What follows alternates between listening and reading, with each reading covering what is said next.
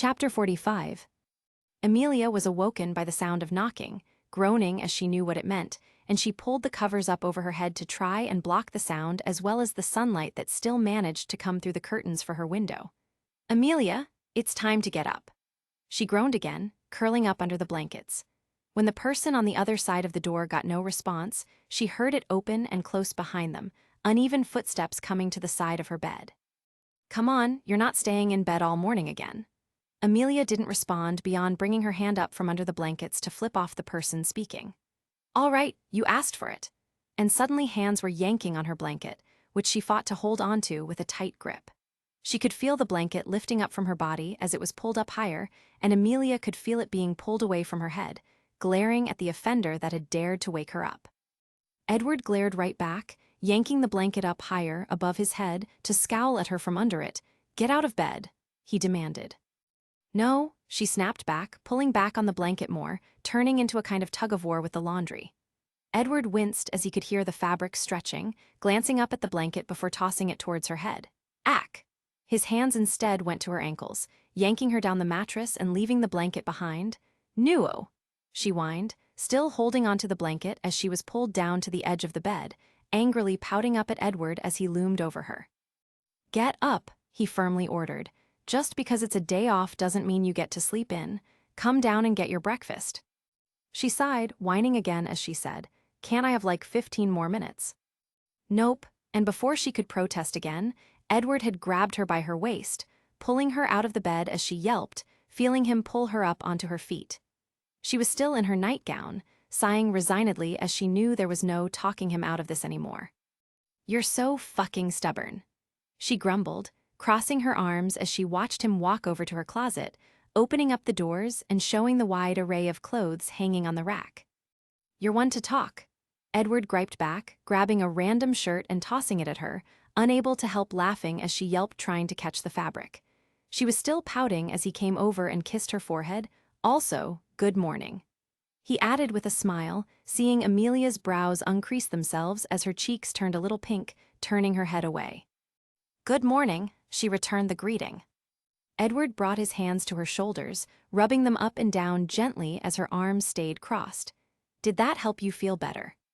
"A little," she mumbled, not proud to admit that it was something so simple that could so easily improve her mood.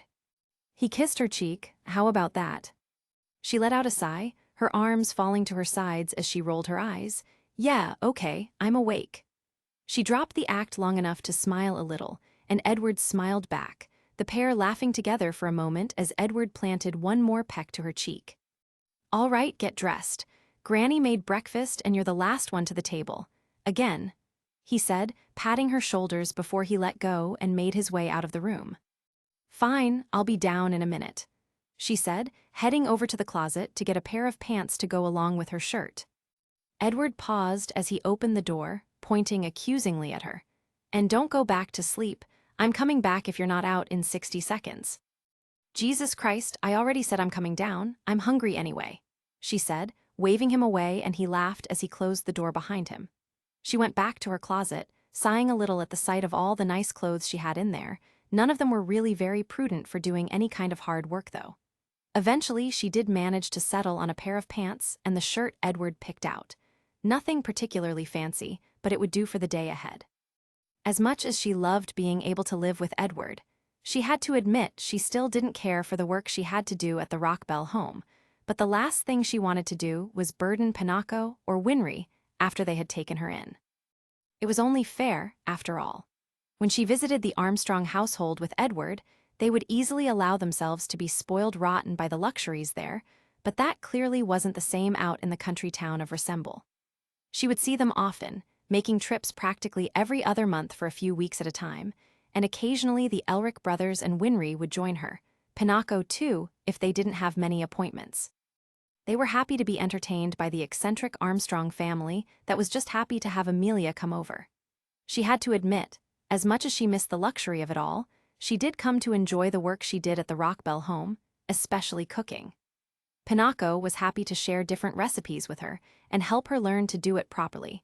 She wasn't quite as good as the woman who had several decades of experience, but she was learning and very happy with her progress. She made sure to put her hair up into a ponytail before she made her way out and downstairs out of the spare guest room to where she could already hear silverware clinking as everyone enjoyed their breakfast. "Good morning, Amelia," Alphonse greeted her with a bright smile. He had filled out nicely over the last 2 years. The emaciated, skinny skeleton of a boy he had once been now a thing of the past as he sat, healthy and looking like the handsome young man he was always meant to be. "Good morning, Alphonse." She greeted him as she came to sit at the table, finding a seat next to Edward, who was already loading up her plate with some food. It looked like Pinocchio had made them some scrambled eggs and bacon, as well as cooking up some toast. Nothing fancy, but welcomed nonetheless. She sat across from Alphonse and Winry, with Pinocchio sitting at the head of the table on a chair Alphonse had transmuted for her a while ago to supplement her lack of proper dining chairs. As she went to eat, Alphonse offered her a bottle of milk, which she gladly accepted. Edward grimaced as he watched her take a few gulps before going back to her food. "I still don't know how you can drink that," he muttered as he dug into his food. "It's fresh milk, I'm not saying no to fresh milk." Amelia replied before she took a bite of the eggs, then asked, "Can you pass the?" She didn't even need to finish what she was saying before Edward had passed over some butter for her toast. "Thank you." She took some, handing it back to him, and he put it back where it was. "So, did Edward have to pull the mattress up to get you out of bed again?" Winry asked with a cheeky smile. "He did not," Amelia replied neutrally as she continued to eat. "I practically did," Edward replied, earning him a sharp elbow in his side from Amelia. "Ow!" He elbowed her back. She glared at him, kicking him gently under the table. He did the same. "No fighting at the table." Pinocchio chastised them both and they stopped, going back to their food. "You two can flirt all you want when we don't have to watch it." Edward blushed and went to stuff his face with a big forkful of food to hide his embarrassment. Amelia's cheeks were also a bit pink, but she didn't seem quite as ashamed as he did. She cleared her throat. "So, Miss Pinocchio," she began, "what all do you need me to do today?" "Oh, nothing too much," Pinocchio said. "If you can just take care of sweeping and mopping the house, Winry and I can take care of organizing all the equipment and make some lunch. Oh, and clean the windows too, if you don't mind." "Sounds easy enough," Amelia said, getting back to her breakfast, spreading a bit of butter on her toast and piling the eggs on top to make a kind of sandwich. "Edward, I need you to help with the roof," Pinocchio said, earning a groan from him. "There was a nasty storm the other week, and it's weakened enough of the shingles that there's water leaking into the attic." "Fine," he grumbled as he continued to eat. "Alphonse, I'm going to give you a shopping list so we can have something special for dinner tonight," Pinocchio said, the boy nodding as he was given his task for the day. "Is it stew?" he asked. Pinocchio smiled back. "Well, it was always Edward's favorite. I thought it might be a nice treat." She was cut off as the phone rang, and Winry practically sprang up from the table. "I'll get it," she said as she nearly ran to the phone. Amelia's eyes widened as she saw it happen, glancing between Edward and Alphonse as she silently asked for an explanation. "It's Wednesday, Paninya's calling today," Alphonse answered quietly. "Oh yeah, her Winry Wednesdays," Amelia nodded, going back to her breakfast as they all subtly pretended not to eavesdrop as Winry answered the phone in the hall around the corner. "Hello, Rockbell residence. Hi, Paninya." Amelia couldn't help snickering to herself at how happy Winry sounded to hear Paninya's voice. "Are they official yet?" she asked Ed in a quiet voice, smiling as she continued to eat her breakfast. "Nope, Winry's too scared Paninya's not interested," Edward replied. "She calls the girl every week and she doesn't think she's interested." Truthfully, she thought it was cute how lovesick Winry was with this girl. Pinocchio sighed as she looked at Winry's plate, seeing it was mostly empty. Well, at least she remembered to finish eating first this time. She said as she went to take it, knowing that by the time Winry was off the phone the food would be cold. She walked to take it around the table. "I don't think she'll be too long, Granny. She knows how important today is," Alphonse said to her back, trying to reassure her. "Oh, I know, but I wouldn't dare to interrupt such an important phone call," Pinocchio said over her shoulder as she walked to the kitchen to deposit the dish into the sink. As she came back to the table, she looked over at Amelia. "I imagine you'll have your chores done quickly." Amelia nodded. "A little cleaning. I should be done a good while before it gets dark." she said, continuing to dig in, looking over at Alphonse. Do you think if I give you a little money you'll be able to grab something for me at the market? Sure, Alphonse smiled brightly, and she smiled back. She could still easily remember the reasons that brought them all here. She held Katie in her arms, the girls crying together for a moment before the white expanse around them seemed to close in and take over her vision until she saw nothing but whiteness. There was a moment where she wasn't sure Katie was still with her, no longer feeling her bony body in her arms, and there was no sound. She couldn't even feel her own heart beating for what felt like a small eternity. And suddenly, she was looking up at a blue sky, feeling rough stone underneath her as she lay on her back. She pushed herself to sit up, looking at a relieved Alphonse and Edward right where she had left them.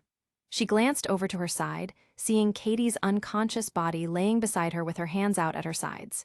Katie. She went to her. She was still so thin, and a part of her was afraid she might break if she was too rough with her. But as she went to touch her shoulder and try to shake her awake, she didn't move. Amelia felt her chest tightening in worry. She's not waking up. It's okay, Edward said, coming over to the unconscious girl and gently picking her up. It wasn't difficult even with his weak arm. She was far too light at her size. She'll wake up in a minute, but we should probably get her to a doctor. She was thinner than Alphonse had been when they first brought him out of the gate. Amelia nodded and pushed herself to stand up and bring herself back to her wheelchair. She followed Edward as he took her friend to be admitted to the hospital that had been their home for the last few months. Alphonse followed behind in his own chair, and soon enough, Katie was brought to a room and seen to. Once Katie was safe and Amelia knew she would be taken care of, she let out a heavy breath she hadn't realized she had been holding, reaching up to wipe the tears that stung at the corners of her eyes. Alphonse saw it, bringing his hand to her shoulder as he watched her start to cry. "I made it back," she said, her voice trembling as she smiled, overwhelmed with a sense of relief. As much as she wanted to give Katie her old life back, as much as she wanted to do whatever it took to save her friend, as much as she wanted to go back to everything she had ever known, there was a massive joy in knowing she wouldn't have to leave behind the people she loved more than anything in the world. She started to break down into tears, a mixture of joy and loss as she would mourn the world she was born in, and elation to be with the people she knew cared about her the most. Alphonse's hand rubbed her back gently as the pair sat beside one another. Edward came back a few moments later, panicking at first when he saw Amelia crying and coming to her side only to be met with a very joyful kiss that was a little wet and salty from her tears. She smiled at him as tears ran down her cheeks, and he understood. Not too long after they admitted Katie and found out what room she was placed in, Amelia was asked to speak with a doctor who gave her a rundown of everything they had learned about Katie's condition after admitting her. When it was over, she was left in the company of Edward. The pair were silent at first, contemplating everything that was said, the relieving feeling Amelia had felt before now replaced with a heavy weight of dread on her shoulders that made her brows furrow as her lips turned downward into a concerned frown. Edward was the first to break the silence, looking down at her. "How is she worse than Alphonse?" he asked, more confused than anything. She wasn't in there nearly as long as he was. "No, but I think there was a difference between your transmutation and mine originally," Amelia said, her elbow on the armrest of her chair as she rubbed at her forehead, letting out a long sigh. "You said you and Alphonse kind of blended together in your transmutation because you performed it together. Katie was the only one that did it when it happened to us. So, she hasn't been getting any nutrients at all," Edward concluded, shifting uncomfortably on his feet. "No, most likely not," Amelia agreed, sighing as her hand ran down her face. She was probably living off what fat stores she had, and, yeah, if she was in there long enough she might have started rotting. Edward hummed, crossing his arms across his chest as he tried to think. "I don't like her chances, either." "We don't know that it's necessarily bad," Edward said, trying to reassure her. "They're just going to monitor her really closely."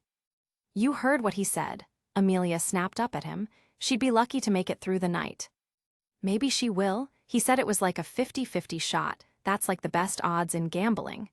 Amelia glared at him and he sighed. "Look, I'm just saying there's no reason to go all doom and gloom. Alphonse made it out okay. There's no reason to think she can't." Amelia leaned back in her wheelchair, letting out a long breath. I brought her out just to let her die, Ed. You brought her out, she's not going to die just yet. Edward firmly replied. Look, just go talk to her. I'm gonna go tell Alphonse the news and be right back, okay? See how she feels, that will tell us how well she'll do more than anything. Amelia watched Edward's back as he left the room. She sighed again as she made her way to Katie's room. She paused at the door, looking up at it, and trying to collect herself a bit more. She took a deep breath in and out. Edward was right in that she wasn't necessarily going to die tonight, but her malnourished state was incredibly severe according to the doctor. She would need to be closely monitored over the next few days as they weren't sure how well she would do. With Alphonse, they were just as concerned, but the doctor didn't seem as optimistic this time around. She hated the idea that Katie might not be long for this world, but she knew that this wasn't going to be any worse than just leaving her to starve inside of the truth. Still, she couldn't shake the guilt that she felt, but she tried to push it down as she opened the door and wheeled herself in. Katie looked small in the bed, her arms so thin and frail as she lay back in that hospital gown, 3 different IVs hooked into her body to make sure she was getting fluids. She turned away from the open window, Amelia seeing her brown hair that was once so bouncy and healthy now looking frayed and split, but the freckles on her face were still visible. They moved as she smiled at the sight of her. Hey! Her voice was weak even though she seemed so happy to see her. Hey, Amelia smiled as she rolled up to the edge of her bed. How are you feeling? Tired, Katie replied with a heavy breath, but good. Who would have thought that just waiting would be so exhausting? She laughed a little and Amelia laughed with her. Yeah, she looked down for a moment, seeing the outline of her thin legs in the blankets.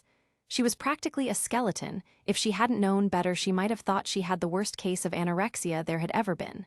She could feel that guilt gnawing at her insides. I'm sorry I couldn't do anything sooner.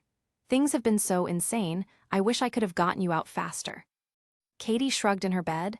I made the choice that I did because I knew this would happen to you if I didn't.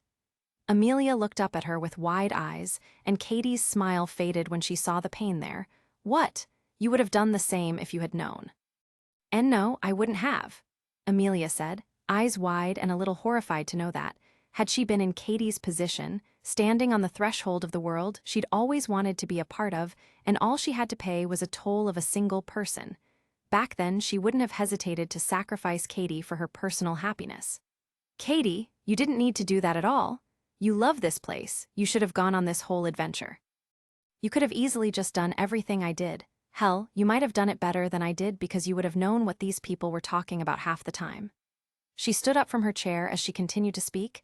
You knew all these people, you would have known how to speak to them, talk to them in a way that makes sense, and I kept fucking everything up, and I was so mean to you, Katie. I was awful to you. Why wouldn't you have put me in that place instead? It should have been so easy for you. Why in the world did you make that sacrifice for someone who was such an awful friend to you? Katie's eyes were wide at her reaction to her joke, blinking as she watched Amelia stand up from her chair as she grabbed the edges of her hospital bed, advocating that they should have swapped places, unloading all of the thoughts and feelings that she had been suppressing since she understood what had happened to her.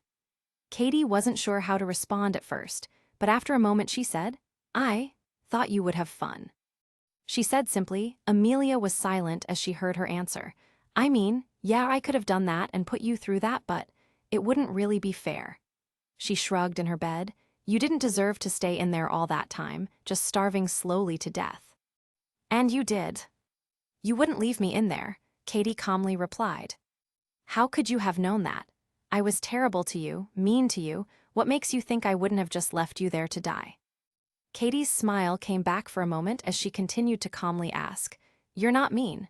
Do you remember when we met? What? Amelia only grew more confused. Do you remember that day in piano class? How we met? You were the new kid just brought in from some super fancy family. You remember what happened that day? Amelia took a moment to think back. She had been doing piano lessons since she was 12, slowly growing more and more advanced with time. She was only put into a shared piano class at her insistence after she had turned 14. She didn't remember much about that day, just that she was introduced to the other students, and more than a few tried to make friends with her, talking about her family, and she brushed them all off. Not really, no. I didn't really have any friends, Katie said, looking down as she reminisced. It's kind of what happens when you're autistic. You're weird in a way that everyone else can see but you can't. Amelia took a step back. She hadn't known that about her at all. And Katie's expression spoke of a suppressed sadness, not out of a desire not to show it, but because it was something she had become so familiar with there was no point in expressing it. The sadness of that social isolation, of knowing you were different and not being able to change it no matter how much she wanted to, because she didn't know what was wrong with her. I didn't really know what to talk about with everyone else, and you didn't really seem all that keen on talking. It wasn't until the end of class, I think you had dropped something, and you saw the doodles I did on my shoes when I was bored. The memory flashed back in her mind for a moment. She had dropped a music sheet from her folder, and she recalled seeing an odd-looking cross on a pair of sneakers of the girl next to her. It was a flannel cross, remember? Yeah, I think so. Amelia looked over at her. I asked you about it, and you went into a whole ramble. Yeah, I info-dumped on you, but you listened, she said, smiling at her, and then you told me you liked Sailor Moon, and I knew you liked anime too. Nobody else in class really liked that stuff, and they thought I was really weird, but you didn't. I was really happy to have someone to listen to me. Amelia felt her shoulders dropping as she realized what had happened. So we talked about anime, or I talked and you listened. I didn't mind you being so quiet all the time, by the way. No one had ever let me just do that before. Plus you were funny, and yeah, you roasted me sometimes, but it's not like I never did it back, and you were so nice to me. I knew you wouldn't leave me there for too long if you could help it. Amelia felt horrible for a different reason now. Katie had unwavering faith in her because she had misunderstood Amelia's interactions with her. She had been tuning her out, faking that she was listening, but Katie didn't know how to tell that she wasn't really paying attention. She just thought she was a good listener and she was so alone. She had thought that she was genuinely interested and just quiet. She didn't even realize when Amelia was being rude or dismissive. She just thought she was joking around. Katie smiled in a way that was so genuine and so loving. You're a good person, Amelia. That's why I knew you would come back for me. Amelia's heart was breaking. Katie had mistaken her acting for sincerity and thought it was true. She had latched onto her as the only person willing to tolerate her and her interests she couldn't share with anyone else. She had unwavering faith in a person who didn't exist, and she was proven right at the end. As far as Katie knew, Amelia was still the person she had imagined her to be. Katie, is it okay if I hug you? Amelia asked in a soft voice. Katie's smile widened and she nodded, holding out her thin arms, and Amelia wrapped them around her bony frame. She didn't squeeze too tight, afraid of accidentally cracking a rib somehow, and she felt her hugging her in a somewhat awkward position, but Amelia felt such a well of emotions inside of her. She wished she could have been that person for Katie sooner. She felt so grateful to know she held no ill will against her for leaving her behind. She was so sad to have completely missed so much of Katie's life that she never realized how alone the girl was, but the more she thought about it, the more she realized she never saw Katie with any other friends in piano class, or ever. She made a promise to herself to try and be more of that person Katie saw in her. It was the least she could do now that she was out and healthy again. As she pulled away from her, she felt a weight lifting from her shoulders as she went to sit back down in her wheelchair by her bed. Thanks, I think I needed that, she said, releasing a shaky breath that spoke of how close she was to tears. Sure, I like hugs, Katie replied, relaxing back in bed again. I'm sorry I didn't get you out sooner, she apologized. You would have loved to experience everything, I'm sure. Well, you've clearly been busy, Katie joked as she gestured to her wheelchair. Where are we in the story anyway? Do you know what happened with Edward Elric? She paused. Did you even meet him? Yeah, we met, Amelia said, smiling a bit as she sat back in her chair. He was kind of my alchemy teacher for a little while. What? Katie gasped, stars in her eyes as she heard this piece of news. No way, that's so cool, you gotta tell me everything. Amelia laughed at the sight of her enthusiasm.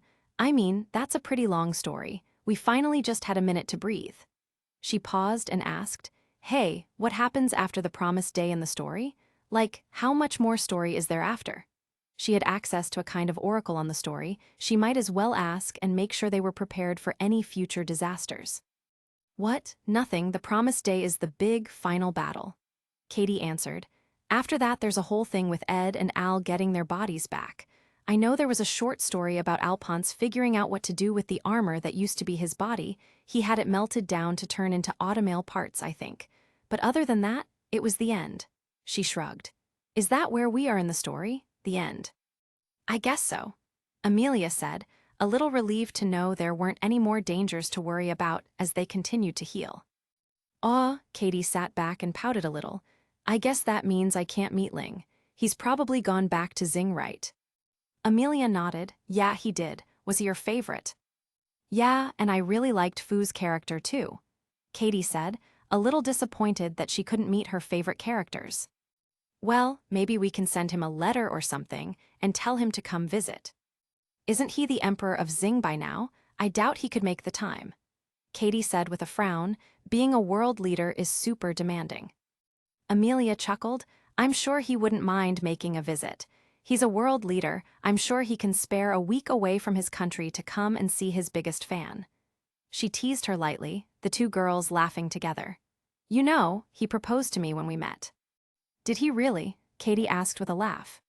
Yeah, I told him he was ridiculous, but it turned into this whole thing with greed, Amelia said with a laugh, rolling her eyes as she remembered. He kept calling me princess just to make me mad. She felt a little pang of sadness as she remembered Greed's sacrifice, the last moments she saw him grinning at them. Katie laughed, unaware of Amelia's moment of grief at the loss of someone she considered a friend. He would do that, too. He's like a little brat. She giggled, and then it quieted as she looked over at Amelia. I guess I can't meet him either, huh? No, he's not with us. Amelia answered, looking up at her friend. Do you? I mean, do you know how he felt after his sacrifice? Katie took a moment to think. I remember in the last battle. He was watching all the people shout out to support Ed, and that's when he realized he just wanted friends like that, friends that would back him up and support him like the way everyone was supporting Edward. Amelia felt her heart breaking a little more as she thought of the homunculus. When he gave up everything, he was just happy to see everyone sad he was gone. I think he was just glad he had friends who cared, and he didn't want everything anymore. That was enough. Amelia had been on the verge of tears for too long. Some of them started to break through, and she held back a sob. She brought her hand up to her face to hide it, Katie's expression turning to concern as she watched her break down a little. Did I say something wrong? I'm sorry. No, Amelia sniffled, collecting herself as she wiped away the tears that fell out of her eyes, taking a deep breath in and out. I just needed to hear that. He was a pain in the ass, but he was a good guy. Katie relaxed a little as she came back to herself with another deep breath and her eyes were dry once more. She heard a knock on the door, glancing over to it as she knew what it meant and looked back to Katie. Hey, you want to meet Edward and Alphonse Elric? Yes, Katie replied excitedly. Amelia got up from the chair to head over to the door, opening it to reveal Edward and Alphonse in his wheelchair. The two smiled at Katie as they walked in, who looked like she was about to burst into tears from sheer joy. She was completely starstruck. Guys, this is Kate Fitzgerald. Katie, this is Edward, she gestured to the man in question, and Alphonse Elric. Alphonse smiled at her, though Edward looked a bit more wary at her expression. Alphonse didn't seem to mind it, holding out his hand for her to shake. It's nice to finally meet you, Katie. She took his hand in hers, Alphonse bringing his two hands around her bony one gently, seeing her face flushing a bit at the gesture. I remember how good it felt to just have warm hands touching me when I got out of the truth. I hope you're feeling better from when you were in there. Why, yeah, Katie's words got caught in her throat, and she couldn't really say anything more. Is she okay? Edward asked in a soft voice, leaning over to Amelia, who nodded. She's fine, she whispered. She's just a huge fan of yours. Oh, is she? Edward grinned, stepping up to the bed and offering his hand to her. It's nice to meet you, Katie. I hear you have excellent taste. Katie took his hand and smiled, but she was clearly nervous in how starstruck she was, laughing as she shook his hand. Yes, I'm a really big fan. She paused and said, but you're a bit shorter than I thought you'd be. Huh? Who's short? Edward's expression quickly shifted and he gripped her hand harder than he meant to. When he saw Katie wince, he pulled back. Sorry, though he was still scowling.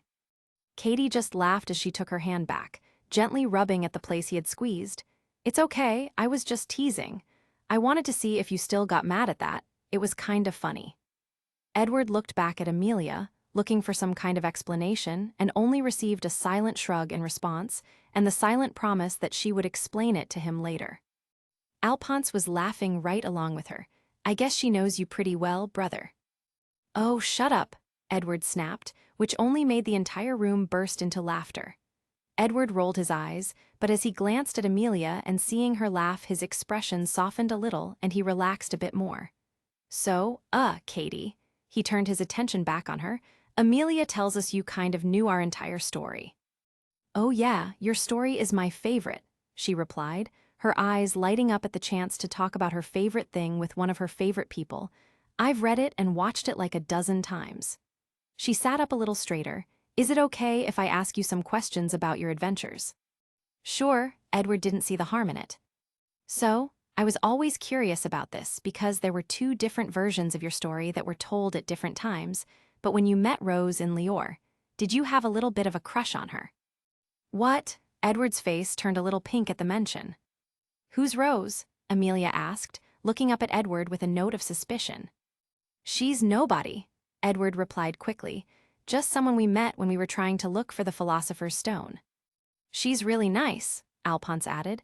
"She lived in this town where a false priest was using a Philosopher's Stone to convince them he could bring people back from the dead. He was manipulating Rose into believing he could bring back her dead fiancé."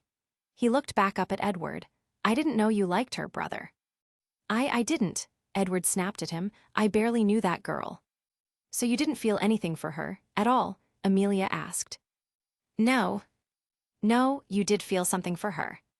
"No, I did not feel anything for her. We only knew her for like a day."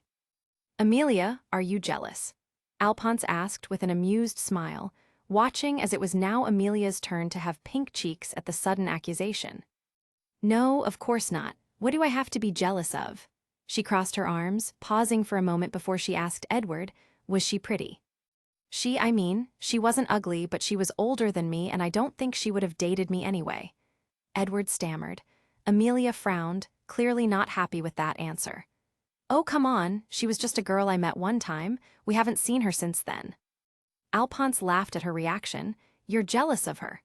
Amelia's blush darkened as she realized she was showing a bit more of her envy than she meant to. Katie looked between them. "Wait, are you guys dating?" Amelia's eyes widened as she realized she had never told her that, and that it probably interfered with Katie's idea about how the story ended. Yeah, I forgot to mention that." Katie's brow furrowed with concern. "What about Winry?" "What about Winry?" Edward asked, confused. "Wasn't she supposed to be your wife?" Katie asked. Edward's eyes widened. "She's supposed to be the mother of your future children." Edward's blush darkened more. "Winry's gay," Amelia answered, getting Katie's eyes to go wide. "Really?" She paused and took a moment to think. "Honestly, I didn't think the Pinry ship would sail, but I guess it can." "Pinry?" Amelia, Edward, and Alphonse all asked at once. "Winry and Paninia," Katie specified. "After shipping her with one of you two," she gestured to the brothers, "people like to ship her with Paninia."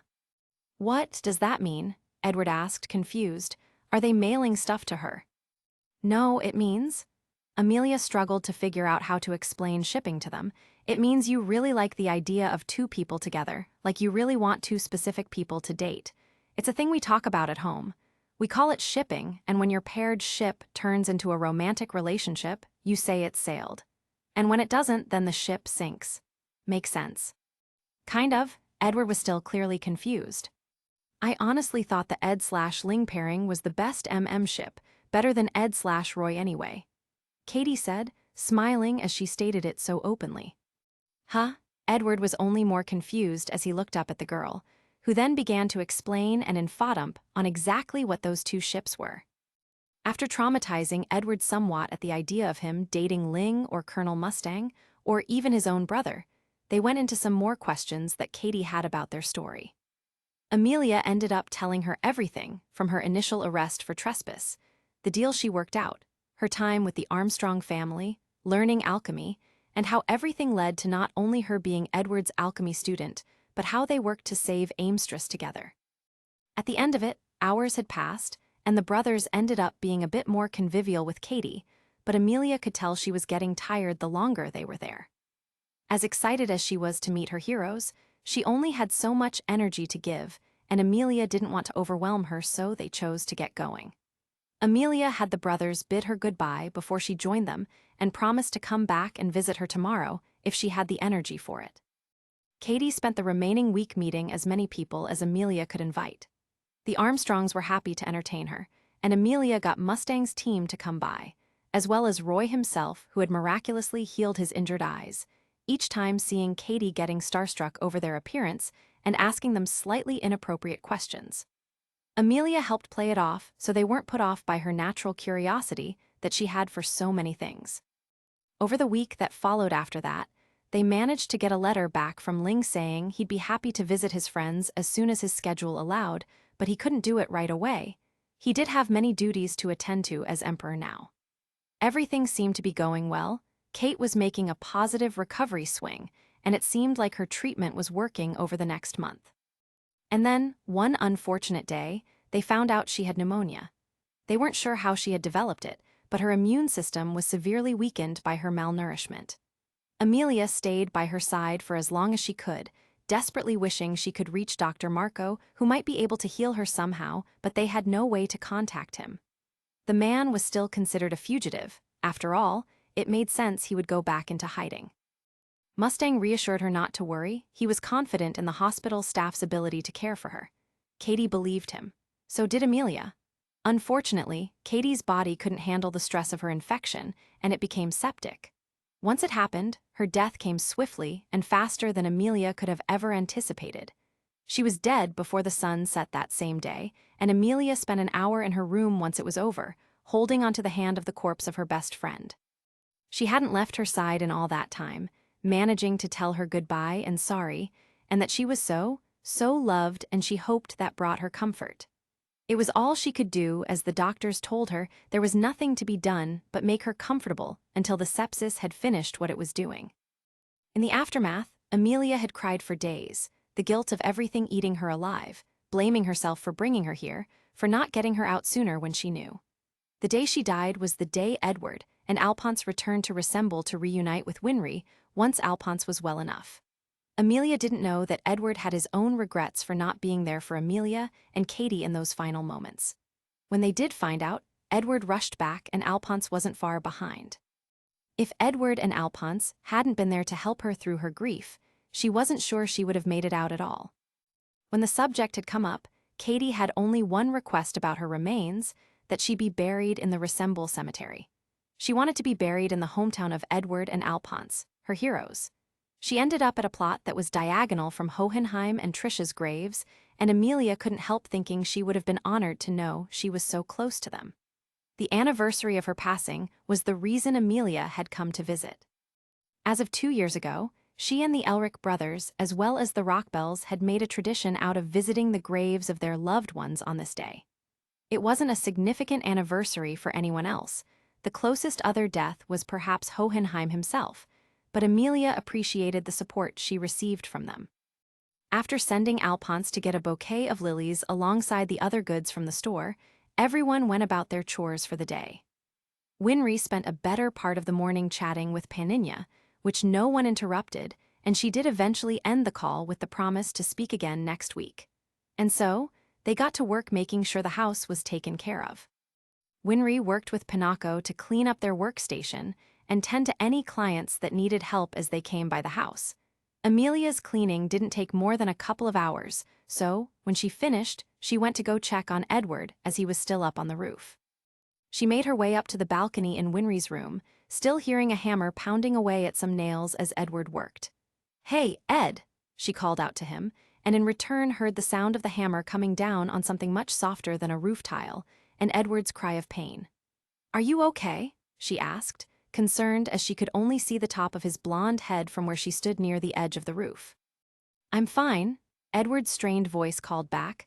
"I just hit myself with the stupid hammer."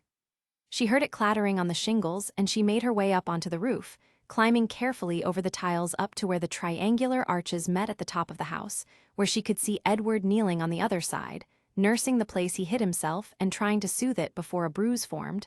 "This should not be this hard," he muttered. "I didn't make you do that, did I? I'm sorry," she said, moving down to sit down at the top of the house before carefully pushing herself downwards so she could move to be by his side on the rooftop. No, it wasn't you. Edward sighed, letting his hand go, only to watch as Amelia came over to take it gently into her own, looking over the spot where he'd gotten hurt. You can still move your thumb, right? She asked, seeing how close the injury was to that particular finger. Yes, Edward answered as he wiggled his thumb back and forth. Nothing's broken, it's probably just gonna bruise at worst. I'm fine. He pulled his right hand back and looked back at the little patch he had been working on. She glanced over at it too, seeing the way the piece of wood was rather shoddily nailed into the roof itself. Do you have anything to cover that with? A wooden patch will rot eventually, she noted as she looked at it. Oh, and since when were you an expert on patching roofs? Edward asked sarcastically. It's common sense, dummy, she dryly replied back. You and I both know that board will rot with enough rainfall. Well, good thing it's summer and rain doesn't fall often. Edward snarked in return, only to be met with Amelia's disapproving pout, and he rolled his eyes. I was only joking, I've got the tiles here, he said, gesturing to the tools scattered beside him as the toolbox wouldn't stay stable on such a slanted surface. I'm almost done, I just had to refit this thing to fit over the hole. Is it really that hard to patch it? She asked curiously, looking over his work. Yes, it really is, annoyingly. Edward sighed as he went to pick up the hammer again, Amelia shifting a little to the side to give him some space. It's a shame we can't get Al to patch it for you, that would make this a lot easier. She joked, but he got shopping duty instead. Edward sighed, looking down at the patch and put the hammer back down. Amelia watched as he brought his hands together and brought them down on the roof. The two paused, waiting, but nothing happened. She laughed a little at him, really. It was worth a shot. Edward replied with a smile. He looked over at her. Would you like to try? I think I'll pass on trying to do something I know I can't anymore.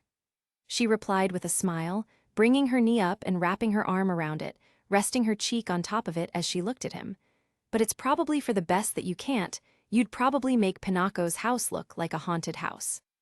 Oh, come on. You can't tell me a skull with horns wouldn't be badass right here. Edward grinned and elbowed her playfully, making her laugh as they joked about his former, terrible taste in everything. He had gotten much better about it after the pair of them had been together for 2 years. It would not, she said. Still, it was kind of hot to see you try. Edward's head tilted towards her with a smirk. Oh yeah. Yeah, reminds me of our old lessons.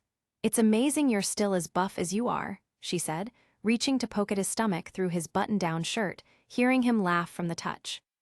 Yeah, you enjoyed getting a beat down from me back then, he teased. Oh, like you didn't give me opportunities to knock you down just because you liked the view from underneath Tilda. Amelia teased right back, nudging his shoulder with her hand. Maybe I did, maybe I didn't, he smirked. I think you prefer it when I'm on top of you, though. Ed, Amelia was smiling, face flushing as she laughed, amazed and a little scandalized by his flirting. He had gotten a lot better at it over the last 2 years, but it only really seemed to be at its best when they were alone. He grinned as he got the reaction he wanted, leaning over and pressing a kiss to her flushed cheek. He had also grown much more affectionate with her as he learned to better communicate his feelings. He smiled as he pulled away, beginning to speak again. Hey, so I was thinking. Brother, a familiar voice cut off their time, the pair turning their heads at the sound. What's taking so long? Amelia and Edward both stood up to climb up to the top of the roof where Alphonse could see them both, only for him to smile to himself as he saw the pair, as if to say, oh, that's why. These damn chores are testing the limits of my courtesy. Edward replied, his hands going to his hips and then moving around as he started to complain and get more riled up. Granny treats me like I'm her personal slave. And after everything Winry said she's making tea to go with the apple pie she's baking. Alphonse interrupted, making his way up onto the roof to join the couple. Edward's words were immediately stopped at this news, the anger dying down and being replaced with a simple, oh, okay. As he let his arms drop back down to his sides, his anger defeated in the name of delicious, homemade baked goods as a reward for his work. That's nice of her to make a pie for us, Amelia said. Her baking skills were nothing compared to Winry's. It wasn't that her dishes were awful, she could follow a recipe well, but she never could manage to get a crispy pie crust like Winry could with hers, or get the filling just right. "It is," Alphonse agreed, looking at the view around them and smiling at the sight. "Wow, you can see the entire countryside today, huh?" The couple looked at the landscape around them, taking in the sight of Resembles gently rolling green hills against the bright blue sky. They could all easily see the way the land was split between farms, the ground tilled to make room for different plants that created a quaint and charming patchwork along the earth that one could truly appreciate from their elevated roof view. The land seemed to stretch on endlessly, the horizon promising more greenery and comfort in soft grass and shady green trees, the sight only cut off by the border of the blue sky surrounding the tallest hills in Resemble, which truthfully weren't much taller than the house on which they stood.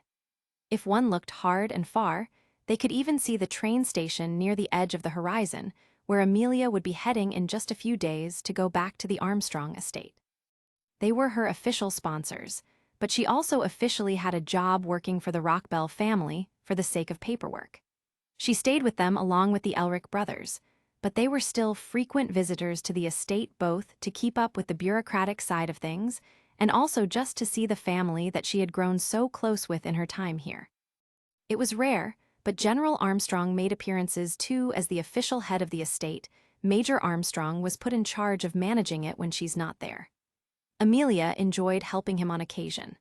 But today, she didn't have to worry about that, just focusing on her job with Rockbell Automail in this quiet, rural town, standing with the Elric brothers together and admiring the view before them. "It's so vast." "Yeah," Edward sighed, pleased at the sight. There was another beat of silence between them, just admiring the sight of the Elric's hometown before it was broken again. "So, I've been thinking about something lately," Alphonse said, his tone a bit serious as he brought it up. Amelia glanced over at him curiously, about to ask him what it was when Edward spoke up. "Me too," she turned back to look at him, that curiosity now doubled, "and I bet we're thinking the same thing." "What?" she asked, completely lost. "You remember that theory we were talking about the other day?" Edward asked. "The one about you give 10 and get 11 back?" Amelia asked, and Edward nodded, looking up at his younger brother to see him nod in agreement. "What about it?" "We've been thinking about going about how to prove it," Edward said. "Al and I talked about it the other night." "It's all just talk at the moment," Alphonse said, as he carefully walked around the couple over to the patch Edward hadn't finished yet, carefully moving down as he got close to the tools and everything else. "But we're thinking about traveling again." "Oh yeah, where to?" she asked, looking back at Edward. "We're not sure yet," he said with a smile, "but we're thinking it's going to be pretty big. We've only ever learned alchemy the way Amestrians know it. What if it's different in other countries like Creta or Drachma? I mean, think of the difference between alchemy and alchemy, and those differences are based almost entirely on geopolitical ideals." Amelia tilted her head curiously. "We've been too limited in our understanding of alchemy to really grasp it in a groundbreaking way, you know." As he finished speaking, they heard a clap and saw a flash of light. Amelia, looking over to see, Alphonse had used alchemy to bind the roof tiles to the patch and finish the job early for Edward. "Ooh, okay, so?" She glanced back at Edward. "You're going to try to travel to those places?" She moved her arms around her middle, her hands going to hold at each of her elbows as she looked up at him. "We've been thinking about it," Alphonse said as he stood back up and walked over to her. "And I've been in regular contact with May. She said she'd be happy to host us if we ever came over to Zing." "Right, well yeah, she's still majorly crushing on you, Al," Amelia said with a smile, seeing the way Alphonse grinned in return. "She's still a sweet girl, and I could definitely stand to benefit more from really understanding alchemy." He sighed. "As much as she's good at it, she's a pretty terrible teacher. I couldn't glean much from her during our time together in the north. So we were thinking Al can go to Zing, May can put in a good word with an alchemy teacher, and I can head over to the west to Creta and see what they have," Edward said. "We're thinking of trying to put it all together somehow." "You don't say?" Amelia shoved down her feelings of anxiety as she smiled at him and said, "Well, sounds like it could be a good time for a couple of alchemy nerds like you two. Your theory makes sense as an alchemical philosophy, but you'd have a real challenge trying to prove it scientifically." "That's the fun part," Edward said, Alphonse starting to make his way off of the roof, and Edward began to follow after him. Amelia trailed behind them, accepting Edward's help back onto the balcony from the roof, feeling his hands moving around her waist to help her safely down onto the balcony. We need to gather more knowledge to make sure we're not just waxing philosophically when we can get proof. I'm still not sure that the theories you mentioned even really are proof, Amelia said. I'm not saying that to be mean or anything, I just mean that the examples you gave me the other day are kind of far-fetched. That's why we need to prove it with alchemy and the actual math. It's going to be great, and I've been itching to get moving again, he said as he put his hand around her shoulders as the pair walked inside the house. It's not enough to just go and visit the Armstrongs in Central. It's great, I'm always happy to see them, but I need to go out and do something, you know. Of course, you always were the adventurous type, Amelia said as she walked alongside him, still feeling anxiety brewing in her chest as she spoke. Edward leaving the country meant she wouldn't see him for a long time, and she couldn't go with him when she wasn't eligible for a passport yet. Her immigrant status was equivalent to that of a work visa, which was all well and good, except it had some serious travel restrictions that included not allowing her to leave the country while her sponsorship was active. If she did, she would forfeit it, and it would be presumed that she would be returning to her home country. It was much stricter than she would have expected, but there wasn't much she could do about it as long as she wanted to stay in Amstress. She wouldn't be able to go with him, and she would miss him badly enough whenever she would leave to see the Armstrongs without him. She thought maybe they could call at the end of every day, but communication wouldn't be guaranteed if he was in a constant state of travel. Not that any of that was what he wanted to hear, so she kept it all to herself and supported the idea even if it made her incredibly sad to think about. Amelia could hear the paper crinkling with every step as she carried the bouquet of lilies to the entrance of the graveyard. Each time she visited, she always enjoyed how comfortable the place seemed to be, despite the very obvious fact that it was a yard full of dead people. It wasn't anything terribly fancy, just a grouping of headstones lined up next to one another, all contained within a simple white fence that melded well with the rest of the Resemble countryside. The place was well maintained by its singular caretaker, who Amelia had the pleasure of meeting once, and everything was just as simplistically beautiful and welcoming as it had been when she came to visit the year before. She made her way to Katie's grave, seeing the false birth date written out on her headstone along with her full name. Caitlin Ingrid Fitzgerald. Born 1899, died 1915. Beloved friend with a heart made full metal. Amelia still didn't care much for the epitaph, but it had been discussed when she was still able to speak when she had that septic infection. She wanted to make sure they gave her everything she wanted if she was facing the end. Edward stood beside Amelia as she kneeled down and placed the flowers by her headstone, smiling a little to himself. She had such great taste, he joked, and was met with Amelia's exasperated sigh and a roll of her eyes. Are you gonna say that every time we come to visit her? Amelia asked, smiling even as she expressed her distaste. I don't think it's such a crime to acknowledge that, Edward defended, shrugging it off. He looked down at her headstone, his smile fading a little bit as he looked down at it. I'm sure she still gets a kick out of your massive fucking ego, Amelia joked in return before she looked at the headstone. She glanced just past her gravestone, seeing Trisha's grave and Hohenheim's beside her on the road just behind Katie. You should visit your parents, I'm sure they'd be happy to see you. Alphonse was already there, standing in front of his mother's grave and dropping off a pair of bouquets for his parents. Meanwhile, Winry and Pinaco had split off to go see the Rockbells just a little further up the way. Yeah, sure, Edward glanced over at Amelia, you gonna be okay. I'll be fine, go on. Amelia reassured him, watching Edward go over to join his brother. Once she was sure he was there, she sat on her knees and came closer to Katie's headstone to speak softly to her. Hi again, she smiled, the stone not responding to her words. It's been a heck of a year. Things haven't really changed much, though I'm not sure if that's a good thing or a bad thing. I've been keeping up with the Armstrongs, though. I got to see them a couple of weeks ago. I got updates on everyone. The Armstrong sisters are as happy as ever. Strongen's wedding was a beautiful ceremony. I'm sure you're not surprised to know that the entire family was practically drowning in tears seeing it. Her husband seems like a good man, though, completely enamored with her. I think he actually likes that she's so buff. She shrugged. To each their own, I guess. Also, apparently Horace kind of has a thing for Diana. I feel like the butler dating the maid is a little on the nose, but she's not interested in him anyway." She laughed a little. She glanced over the headstones, seeing the backs of Edward and Alphonse as they spoke quietly to one another. She didn't know how, but the graveyard here managed to make it so that everyone could have their privacy with their loved ones. She couldn't really hear what they were saying to one another, and she was fairly certain even if they could hear her speaking to Katie, they would ignore it. She looked back down at the headstone. "Also, I heard from the Major that Mustang had a bad week and ended up growing some facial hair. He experimented with that mustache, just like you warned him about.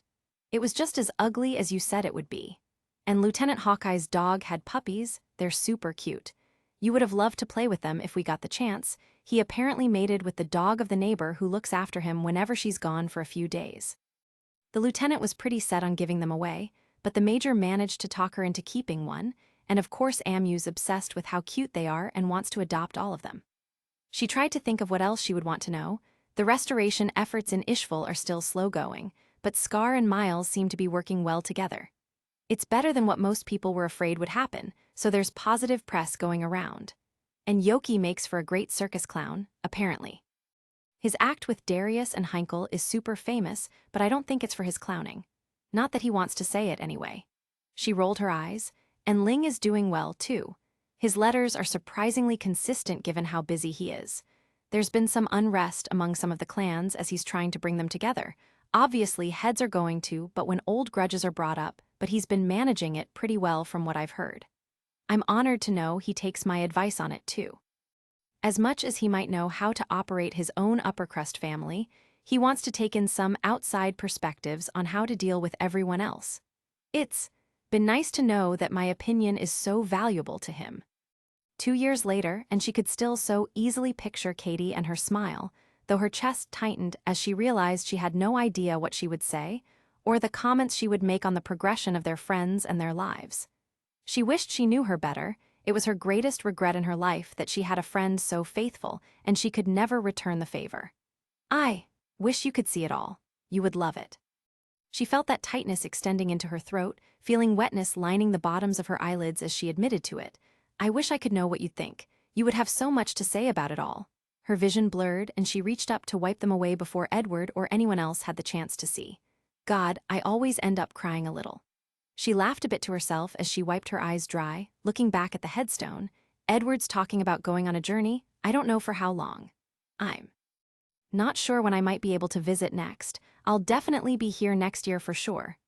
She took a deep breath in, held it for just a second or two before she released it, trying to control that tight feeling in her chest. "I'll try to visit again soon. Wherever you are, I hope you can see all of this as it happens. I know these guys were your favorite." She reached out, putting her hand on the headstone, in her mind seeing Katie's shoulder under her touch and seeing her friends smiling at her in the way she used to think was annoying, because it always meant she had unintentionally invited her over somehow. Now all she could think of when she pictured it was just how sincerely excited Katie was to spend time with her best friend. "I hope if they leave, you watch over them and make sure they're okay. I know they'd appreciate it." She stood up, wiping at her eyes one more time before she looked to see where everyone was. As if he sensed it, Edward glanced back at her once she stood, and she smiled at him. He smiled in return, making a gesture for her to come and join them. She went around Katie's grave to look at the ones before the Elric brothers, glancing at the names on the headstones. Under Hohenheim's name, only the date of death was listed. Apparently only Trisha had known his birthday, though perhaps not the exact year of his birth.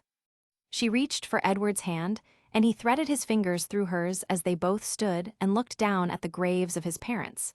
The gesture had become effortless for them now, which Amelia was grateful for. "Good talk?" Edward asked, and Amelia nodded. "I asked her to look out for you whenever you leave. I know you were pretty serious about that," she said, gently squeezing his hand. "I'm sure you'll be thrilled to have the spirit of your biggest fan following you around." "I thought you said you wanted me to lose my ego, not encourage it." Edward grinned. "I'm pretty sure you would still have it even if she didn't ask that, brother," Alphonse joked, making Amelia laugh. Alphonse looked over at her. "Do you think you'll help out with dinner tonight?" "I think so, if Miss Pinocchio lets me." Amelia answered. "Maybe I can learn to make a good stew by the time you and Ed come back." She felt Edward's hand squeezing hers a little tighter than before, but when she looked at him, his face was still focused on his parents' graves. She still remembered when Edward was told about his father's death, that he had been found kneeling at Trisha's grave with a peaceful smile on his face. His immortal body that ran on thousands of souls suddenly lost down to just his own, finally running out of energy after nearly 1,000 years. They were still in the hospital when they learned. It had taken him a little while to process it. He hadn't been particularly close with his father, and Alphonse openly mourned him, but Edward didn't seem to be any different until night came and Amelia found Edward sneaking into her room, asking to share her bed like they had done before. She let him, and he stayed close to her all night. Not a word was said, but Amelia was there for him for the next few nights when he just needed someone near him. Now that 2 years had passed, he didn't seem to need her for that morning as much, but she wondered how well he would do once they were separated. Surely, he would be perfectly fine traveling on his own without her. Dinner came and went, chores had finished, and Amelia was among the rest of the family getting ready for bed, though she did have something she needed to do first. She had left her phone untouched for the last couple of days since the battery had died, and she kept meaning to charge it but kept forgetting. While she wasn't using it nearly as often as she used to, she still borrowed it on occasion just to kill a bit of time or listen to her music. She wanted to get it charged so she could have it ready for tomorrow when she was planning to make a trip into the main town of Resemble to go shopping with Winry. It would just be for the car ride over, but she had turned her room upside down and couldn't find it. Once all this frustration had passed, she realized the only other place it could be in that house and made her way to Edward's room. He wasn't inside, and she went over to his nightstand and saw her smartphone sitting there, with the charger plugged in and everything. She and Edward pretty much shared it. He liked the music she had on there and would play it every now and again, but he had also developed a bad habit of taking it without asking. She huffed as she picked it up, seeing the battery at 100% when it had been completely dead a couple of days ago. Well, at least he charged it, she muttered. She looked over at his closet, getting a bit of a mischievous idea of how to get back at him. She had told him a dozen times how much it bothered her that he would just take her phone without asking. This was the only thing of hers that he did it with too, and he would always make the excuse that he planned to put it back before she ever noticed it was gone. She went to his closet, opening it up and looking over everything he had. Let's see. What would look best on me? She asked herself quietly with a small smirk as she looked over the shirts he had. Plenty of button-downs, some work shirts, work pants, khakis, nothing really stood out. Edward's fashion sense had improved immensely over the last 2 years, at least enough that he didn't look like a total weirdo in public. She looked over at the edge of the rack in his closet and grinned when she found the perfect thing to steal, his old, gaudy red coat. He still had it from the promised day and took extra special care of it. She hummed to herself as she put it on, finding it was a little big on her but fit well enough. She knew it was too small for Edward to wear now. His shoulders were too broad compared to how he had stood at 15, but she could make do with it. She had no intention of doing anything bad to it, of course, just a little lesson to be learned. As she made her way out of his room, the door opened and Edward came in before she had a chance to reach for the knob. He paused, eyes wide to see her standing there in a casual nightgown, wearing his red coat, brown eyes wide as she looked back at him, unfortunately caught. She stood up straight, a little flustered as she started to defend herself.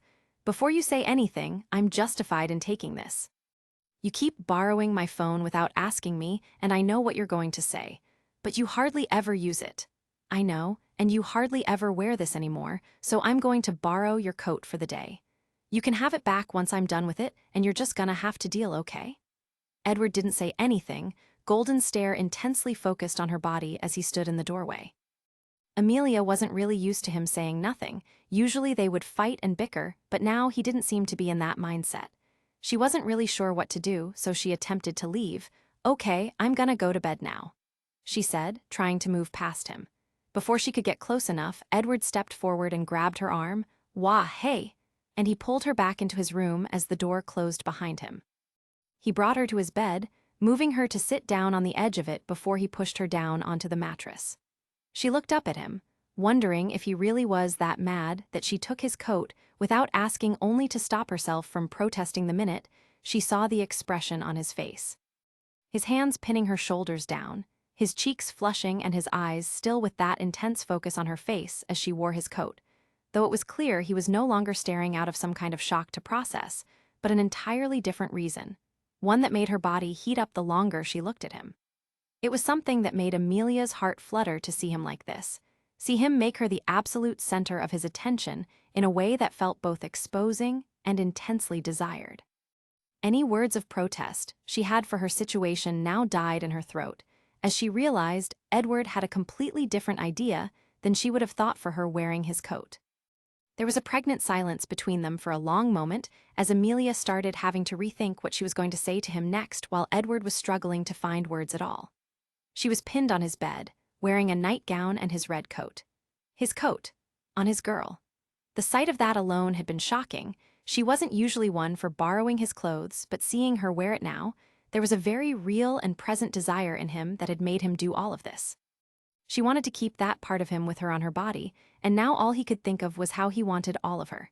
He could see the surprise on her face, and how it started to slowly melt away as she got comfortable and relaxed.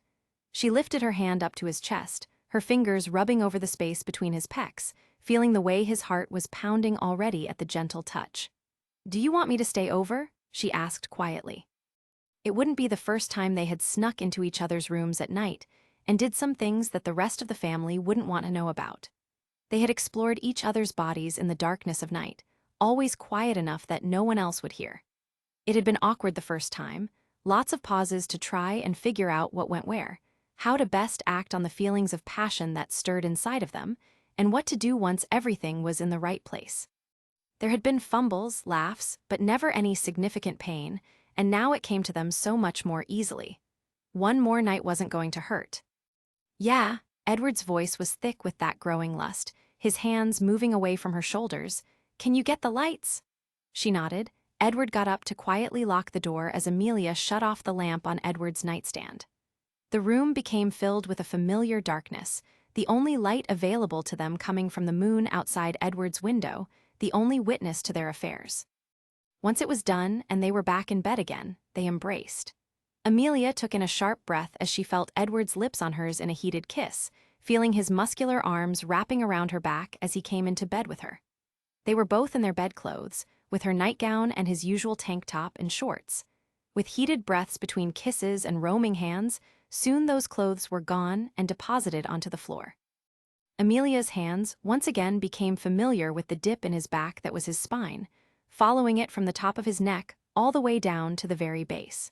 She could feel all the harder places, the thicker muscles on his body that had come from not just his sparring sessions with Alphonse, but the handiwork he did around the house, and the one hard place between his legs that insistently pressed up against her thigh. Edward's hands were rough, calloused, and Amelia loved the sensation of them sliding along her skin, her shoulders, her chest, working to keep her voice down as she felt his lips finding their way into the space between her neck and shoulder as he touched every intimate part of her. Her fingers undid his ponytail, always so glad that he chose to keep his blonde hair long as her fingers threaded through the golden locks along his scalp, as she loved to hear the soft groans that would come from him when she would gently pull it. Her breath hitched in his ear as his fingers found the spot that made her back arch, which only fueled the fire in his belly to hear it. His lips found hers over and over again, letting that heat build between them as they reacquainted themselves with their lover's body. Her hands were soft not because of a refusal to work, but because she knew how to better care for the nicks and cuts she would give herself with a kitchen knife, and feeling them along his stomach and chest sent a pulse through him that only made that desire burn hotter. Still, he knew better than to suddenly act on it when she wasn't ready, and he was patient as he touched her, watching as her body writhed with quiet breaths and barely present whimpers of need that quickly turned that single fire into a roaring blaze. It would be a lie if he said touching her like this was entirely for her pleasure. There was little he enjoyed as much as watching her body and expressions shift in this moment and know that it was all because of him. As they brought themselves together, it was bliss.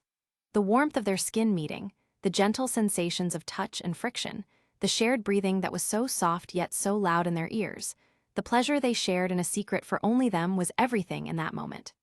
Their bodies moved together like the ocean tides, having found one another's perfect fit and rhythm to where passion like this came in waves both comforting and overwhelming in the best ways possible. And as the waves of their familiar ocean tides crashed into the burning fires of their desires, it was enough to tame them, though not quite quench them. The two did not get much sleep that night, the intoxicating sensation of the other's body too great to ignore for too long. It was only when they had reached the peak of exhaustion that Amelia and Edward collapsed together in his bed, blankets overtop them both, staying close and knowing they would need to wake up early together as a consequence of doing this so late into the night. To them, it was worth it. Soon enough, the time came for the boys to enact their plans to further their research. Alphonse left the day before Edward, with plenty of warm hugs and promises to call often when he reached Zing as part of his goodbyes. When Edward left, he was surprised to see Amelia buying a train ticket too. She knew the Resemble station didn't have tickets out of the country, so Edward's first stop was Central, a hub for international travel in and out of Amstress. She had every intention to visit the Armstrong family, and it gave her a bit more time to spend with her boyfriend before he left. He had no complaints, the pair sitting together on the long ride over, talking, bickering, kissing, and sharing their space together, listening to the music Amelia brought with her.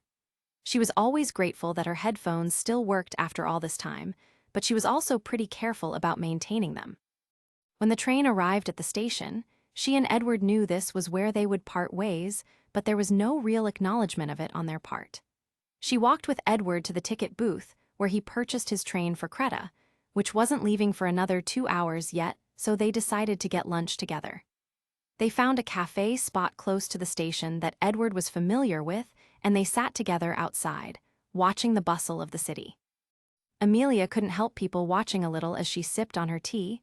"It's so different from Resemble here." She couldn't help commenting, "I've gotten so used to that quiet countryside this place suddenly seems loud." "I know, right? It was jarring to me too," Edward replied, "but I doubt you'll even notice this when you're over at the illustrious Armstrong mansion." Amelia laughed at the deep voice he added to mimic Major Armstrong. "You told him you were coming, right?" "I told him I was coming later today. He's not expecting me for a while yet," she said. "I didn't want him third-wheeling while you and I had time together. He'll probably get here around the time your train leaves."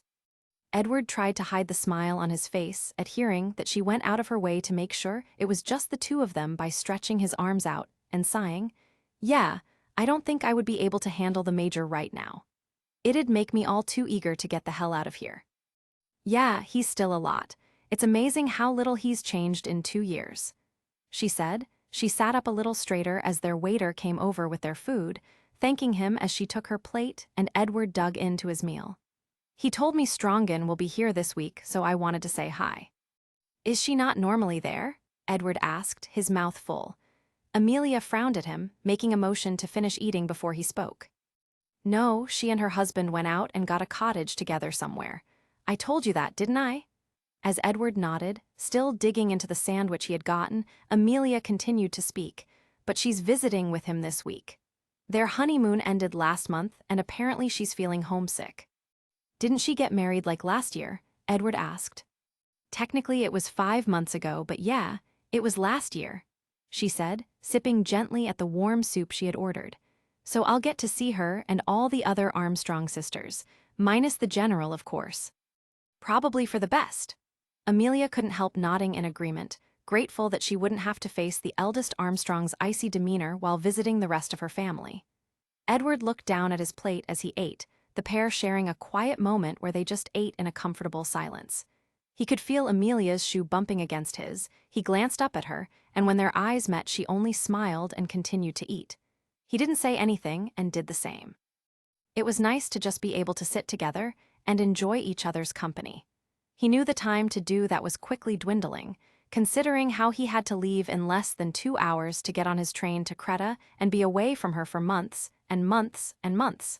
Maybe even a year or 2. He swallowed his bite of sandwich and found his appetite quickly disappearing the more he thought about it. He looked back up at her, watching as she enjoyed her soup with the trained elegance and etiquette she had received from a young age. It was something he had been trying to imitate since he first noticed it when she moved into the Rockbell home officially. She was going to be here, left behind for an undefined amount of time, because she wasn't able to leave the country with him. He would have taken her along with him in a heartbeat if he could, if only so they could spend time together as they explored this new, exciting alchemical theory of his. But he couldn't, and as much as he didn't want to leave her, there wasn't anything he could do about it. She would be leaving for the Armstrong family mansion in a little bit, and he would be leaving for Creta. This would be the last time they would see each other for who knows how long. She felt his gaze on her, looking up at him, and she could see that all too familiar expression of his that spoke of just how hard he was trying to find the right words to say. She had seen it plenty of times when he struggled to express any kind of affection with her through talking. He had gotten better about it for the small things, but this seemed very different. She didn't say anything, instead dipping her spoon into her soup. "Here, you want to try some?" she asked, holding it out to him. He blinked, brought out of his deep thought as he nodded wordlessly, letting her bring the spoon to his mouth to feed him. "Careful, it's still kinda hot." He slurped the taste from her spoon before she pulled away. "How's your sandwich?" she asked before reaching over and taking it out of his hands, trying a bite from the end of the baguette he hadn't reached yet. "Hey," Edward frowned as she took his food without asking, but didn't stop her as she enjoyed a bite and handed it back to him. She smiled, swallowing her bite she had stolen from him. "Hello," she replied flirtatiously, smiling a little more as she watched Edward's cheeks turn an adorable shade of red before he started stuffing his face with his sandwich again. "You got something on your mind." Edward only grunted affirmatively, with a full mouth. "Plans for your trip?" He shook his head negatively. Amelia's curiosity was suddenly piqued. "No, then, you're running that theory through your head again." Edward silently shook his head again. "Well, that exhausts all my guesses." Amelia joked. "You want to talk about whatever's on that big, genius brain of yours?" She stroked his ego a little to help him get more comfortable opening up. It always worked. "I was thinking about you," Edward admitted, putting down his half-eaten sandwich on his plate, "and how this is going to be the last time I see you face to face for a while." Amelia's eyes widened and her smile fell as her expression became a bit more wistful. "Oh yeah, I didn't really want to think about that," she said softly, swirling her spoon into her bowl. "This is like our last hour together." "Yeah," Edward replied, looking down at his plate. "I don't even have a picture to give you to remember me by." Pictures were tantamount to portraits in this time period, not something a person did too often though a smaller camera had only just been released to the public. It wasn't exactly inexpensive like a disposable camera, and there was still the process of actually developing the photographs in a dark room, and it wasn't a short process. They couldn't exactly do it now, on the fly, maybe. "Maybe I can talk to the Armstrongs and get a picture for you, mail it to you or something." "Maybe," Edward agreed, his fingers gripping at the bread of his sandwich a little tighter. He could feel the words being halted in his throat, the embarrassment of admitting all of this into words, but if he didn't say it, how was she supposed to know? He grit his teeth as he kept trying to work up the nerve, feeling his face getting hotter the more he tried to get the words out in the right order, so he didn't sound like the idiot he felt like he was for struggling to say it in the first place. Amelia could hear the sound of him choking on his words again. She wasn't sure where this was going, but as he got more worked up, she had an idea of what he was going to say. "Hey," she gently reached out and covered his hand with her own, seeing his eyes widen at the gentle touch and that choking sound quieting. "I'm gonna miss you too." She gently squeezed his hand, seeing his eyes look back up at her. "And it's not like you'll be gone forever and ever. It's just, what, a couple months and you're back for maintenance. I'm not going anywhere, you'll always know the number to call me. And if I'm not home with the Rockbells, then you can call me at the Armstrongs." She watched as his hands wrapped around her palm, smiling a little to herself as she felt confident she had figured out what he was trying to say. She had been getting better at guessing what he wanted in these moments where he couldn't speak because he was so embarrassed by whatever it was he wanted to say. His actions spoke just as many volumes as that, though. She knew he cared about her immensely, loved her. She saw it in those little actions every day. "Yeah," Edward was a bit disappointed she had caught him off guard like that, still trying to figure out how to say what he wanted. But at least with her hand on his, it wasn't a terrible experience. He gripped her a little tighter. He had been so determined to make sure he said this before he left. But maybe this was her way of reassuring him. He could always talk to her, and it wasn't like he would never come back. His mechanic was in the same house after all. And she worked directly with Winry. She would always be where he could find her, even if he was far away. He relaxed, accepting that for what it was, and loosened his grip slightly. She would always be here at home, that was enough for now. Yeah, you're right. Come on, we should hurry up and eat so you can make your train. Amelia said. The pair went back to enjoying their lunch. So, what are your plans when you get to Creta anyway? Edward started to explain a little bit of his plans. How he planned to stop in Table City, which sat on the border between Amstress and Creta, before he left to check in on an old contact they had known before and pick up potential leads of where he could go to learn some unique alchemy. He couldn't perform it himself anymore, but that didn't stop him from finding plenty to learn for Alphonse to test out for them. She nodded along, and Edward seemed a bit more relaxed, but once their short meal came to an end, they made their way back to the train station together, and she could feel his hand gripping hers a little tightly as they walked. She was unaware of how disappointed Edward was in himself for being unable to say what he wanted to say to her in their last intimate moment together. It was just the two of them. He was so sure the words would come to him, and they almost did. He could think of a single phrase in his mind to try and say it in a way that didn't feel so embarrassing. Still, she was here for him now, that should be enough, right? But it wasn't. He was going to be gone for weeks, maybe months if he maintained his automail well enough while he was gone. And she would be home alone without him for all that time. As they arrived at the train station, he boarded the train on the very last car and met Amelia at the window of his seat. She smiled at him through the opening as he pulled it up. Make sure you call before you come by. I want to make sure I can make your room nice. Make my room nice? Edward asked, confused. Well, seeing as your bed is bigger than mine, so obviously I'll be taking it while you're gone. Amelia replied with a smug smile. She laughed as he scoffed, turning his face away, and she could see the pink in his cheeks. It'll help me miss you a little less. She put her hand up to the window, curling her fingers around the side, and Edward's hand came up to meet hers even as he looked away from her. I know I don't need to tell you to take care, right? You're smart enough to know how to do that. Yeah. Edward looked back at her, feeling his heart thumping away in his chest as he realized this really was his very, very last chance to say anything to her.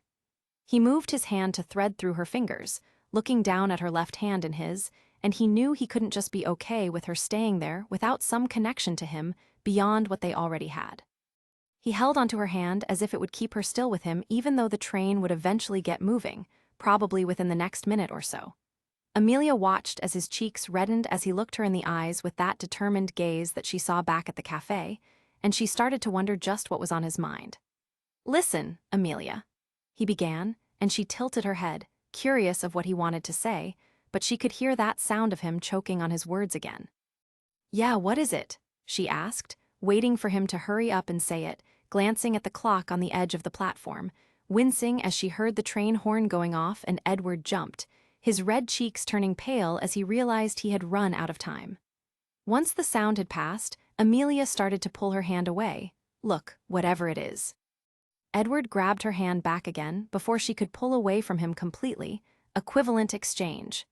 He blurted out as the train engine hissed, shocking Amelia with the phrase, I'll give half of my life to you if you give half of yours to me.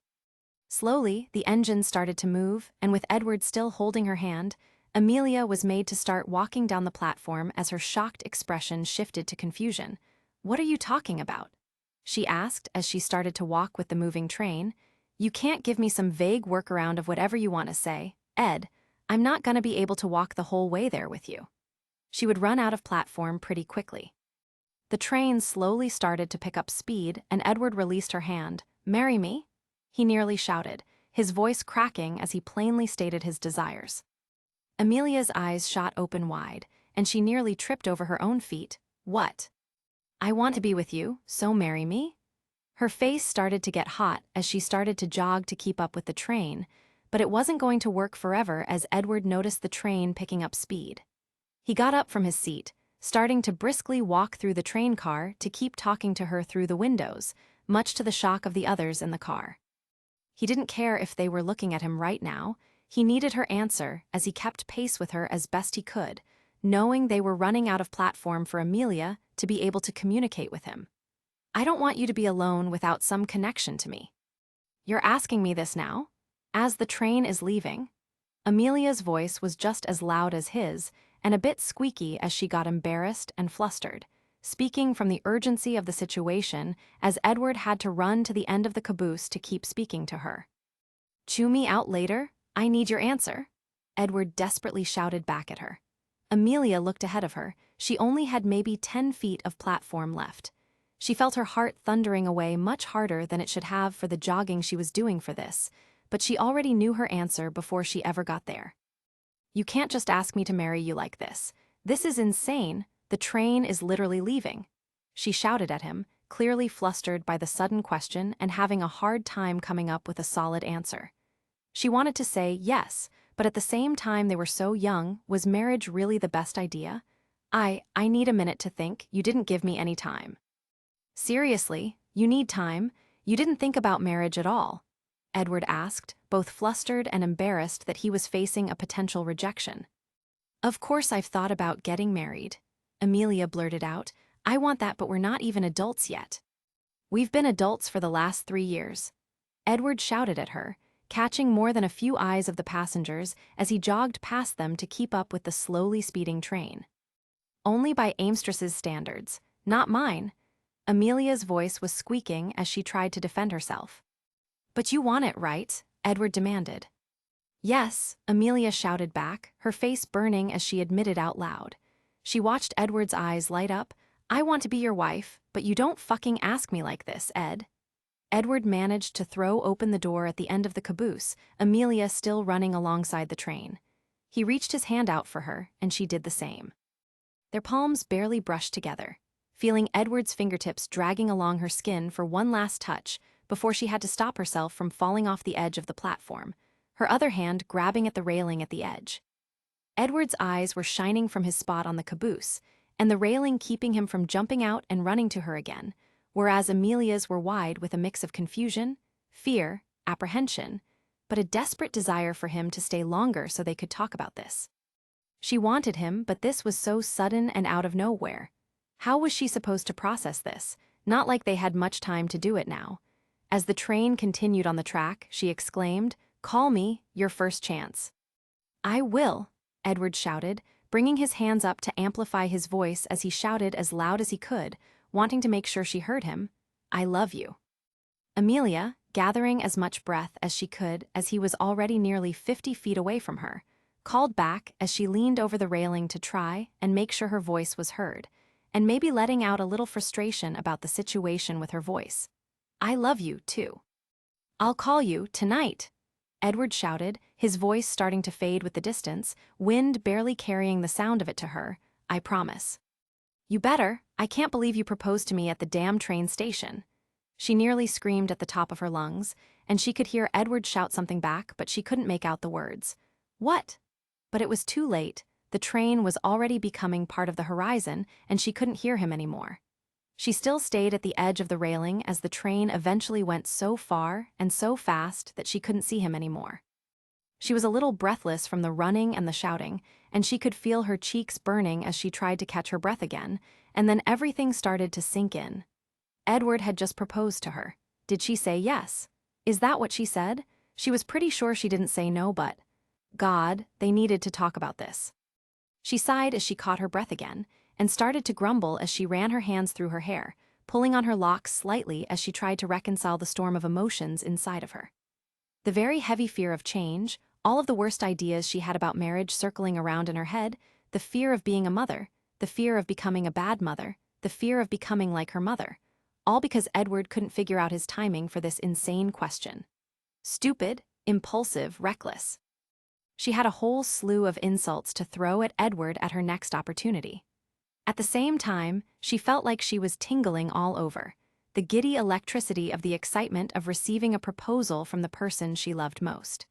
He wanted to marry her, he wanted to be with her for the rest of their lives, he wanted to make a life with her.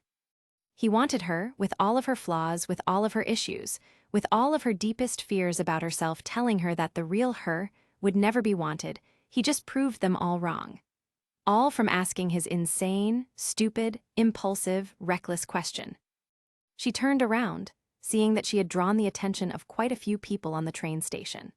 She felt that giddy energy quickly silencing itself when she realized how many eyes were on her.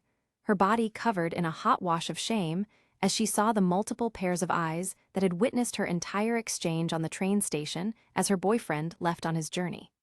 She suddenly wished she was some kind of turtle chimera, so she could pull herself into a shell and hide herself from all of those eyes. She tried to quietly leave and head back to where she was supposed to meet Major Armstrong, and as she passed someone else who she had run past to talk to Edward, they smiled at her and whispered, "Congratulations." "Thanks," she smiled back at them, laughing a little as she couldn't believe she got such a rushed proposal, but if being with an Elric brother was anything, it wasn't boring. Once she got back to the rest of the train platforms, she came across the familiar, large frame of Major Armstrong, his eyes wide as he looked down at her. "Teacher." She rushed up to him, not having seen him at all. "When did you get here?" "Just a moment or so ago. I saw you and Edward Elric." He pointed at the train that had just left and asked, "Did he really just propose marriage to you just now?" "Yeah," Amelia said, glancing back at the track by the platform she had just run down. I think we need to talk about it some more, but, God, I don't know." She heard a sniffle and jumped, looking up to see the Major was already crying tears of joy. "Amelia." She yelped as he wrapped his arms around her before she had a chance to get out of his way. "I am so happy for you. Congratulations on your future marriage." He sobbed as he held her tight, Amelia having the wind knocked out of her and she couldn't quite ask him to stop. "We will help you prepare everything. You need ask for nothing." It took a while before she could breathe again and ask him to put her down. But that didn't take away from the mixture of giddy joy and intense anxiety she was feeling as they left for the Armstrong estate together.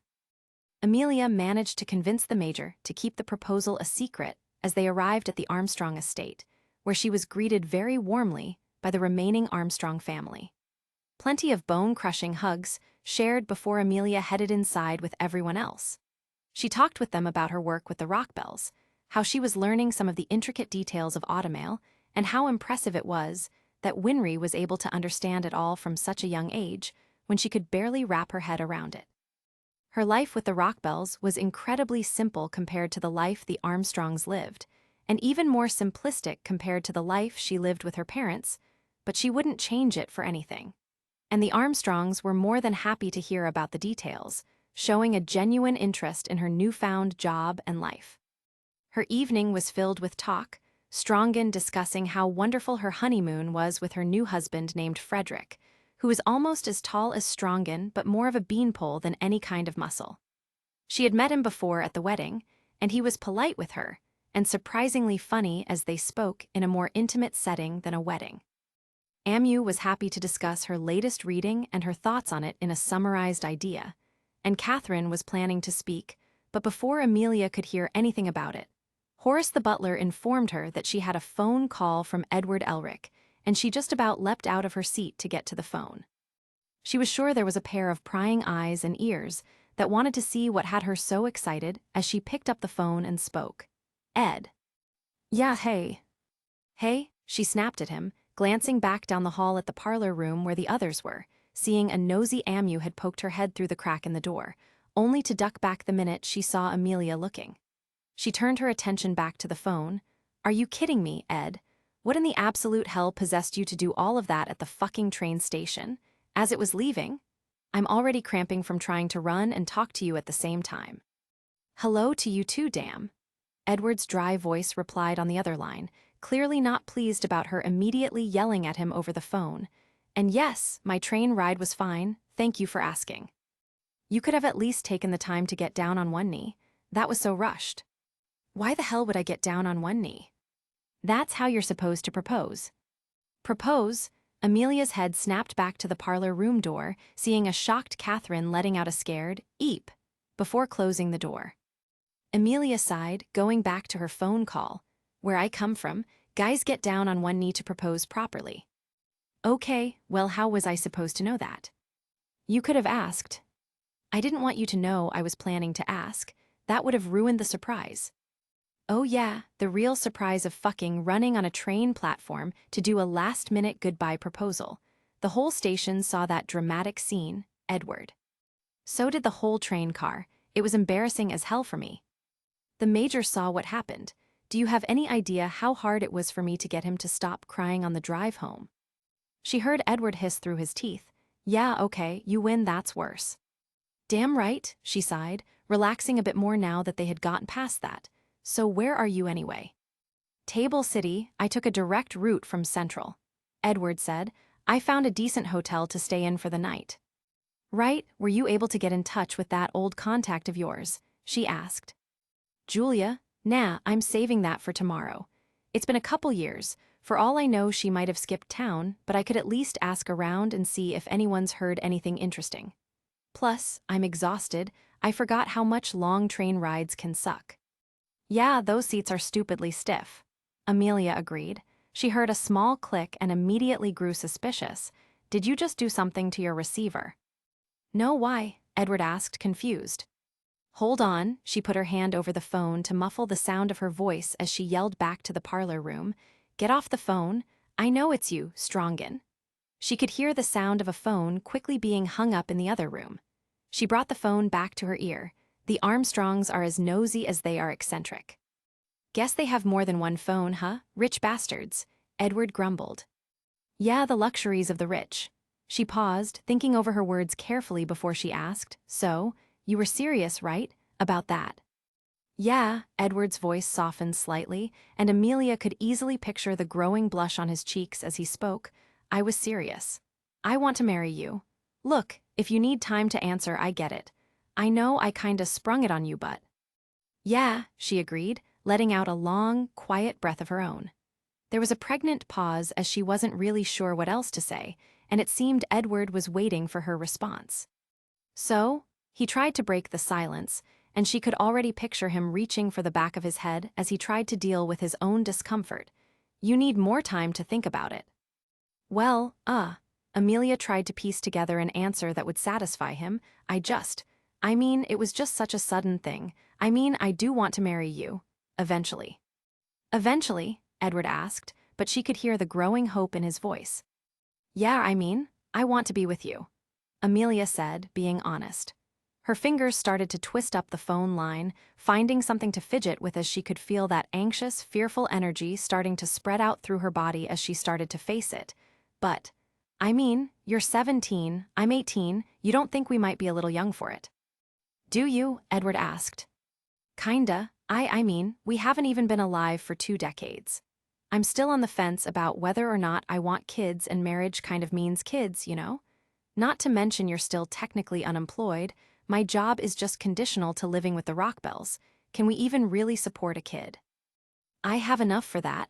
Edward almost sounded offended at the suggestion that he wasn't prepared. I have more than enough with what I got from that research account the military gave me. Besides, we're not even talking kids right now. We're talking marriage.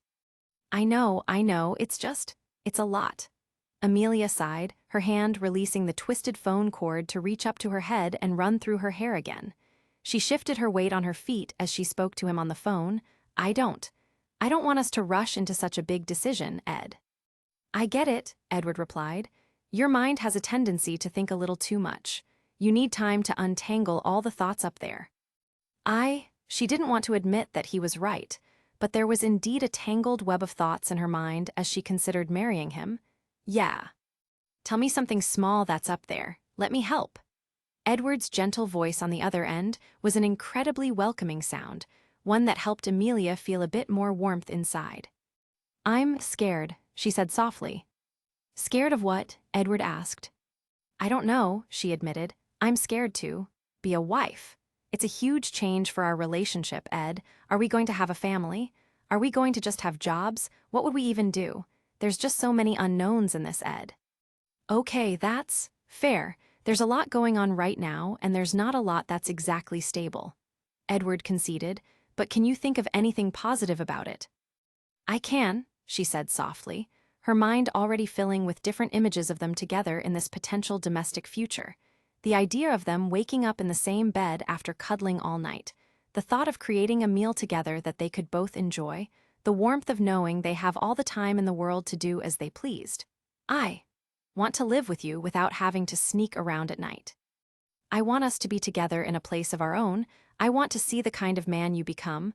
I want to support you in the future, and I want you to do the same for me. I love you, Ed. I love you too, She could hear the smile in Edward's voice. That's why I asked. I was planning to ask at the cafe, but you calmed me down and I ended up chickening out. What? The hero of Amstress chickening out? Amelia couldn't help playfully teasing him a little. You're kidding. Ha ha ha, shut up. Edward sarcastically laughed on the other end of the line, but she could still hear him smiling. You know, if we get engaged, we don't have to get married right away. I know, Amelia replied. We can wait a few years before we actually do the ceremony and make it official. Right, I know. I can wait for you, Amelia. But how long will you wait? She asked, that fear creeping back in. What if I decide I don't want to get married at all? Will you still be with me, even if we aren't married? Edward asked. She was quiet for a moment as she thought about it, and then she softly answered, Yes, I would. Then that's okay too. Edward said, We can say fuck the whole thing. I want to be with you, Amelia, but I don't want it to just be something that everyone can brush off. I want to make an honest woman out of you. I want you to be my wife and live with me and be a family together. Amelia could feel tears welling up in her eyes as Edward expressed his honest feelings to her. I don't want to do you wrong by just letting us be as we are all the time. I want to make sure I do things right because you deserve that. I don't want you to have to face judgment from stupid people who don't understand our relationship or how it works. I want you to be able to stand proud and tall no matter what you do, and I want to be there with you just like you're there for me. The warm tears started to roll down her cheeks as her lip quivered. I love you, and I want to marry you not just because I want to put it in writing that I love you, but because I want to be with you for the rest of my life. I know there's a part of you that doesn't think you're good enough for that, some part of you that's afraid that the person you are isn't the real you, and that I'll see through that somehow. Amelia, I have seen through it. I know who you are, the real you is afraid, but she's also smart and kind and has more strength than I've ever seen. I love you, all of you, the real you, that's why I want to marry you. She couldn't stop herself from sniffling, reaching up to wipe her tears, and she heard Edward's concerned voice on the other end of the line. Are you okay? I'm fine, Amelia answered, her voice trembling slightly. She took a deep breath in and out to calm herself down. I'm fine, I just wasn't expecting you to say all of that. I wasn't either. She laughed as she could hear how flustered he was, but I meant it, I mean it, so, yeah. She smiled, okay, well, how long do you think you can wait?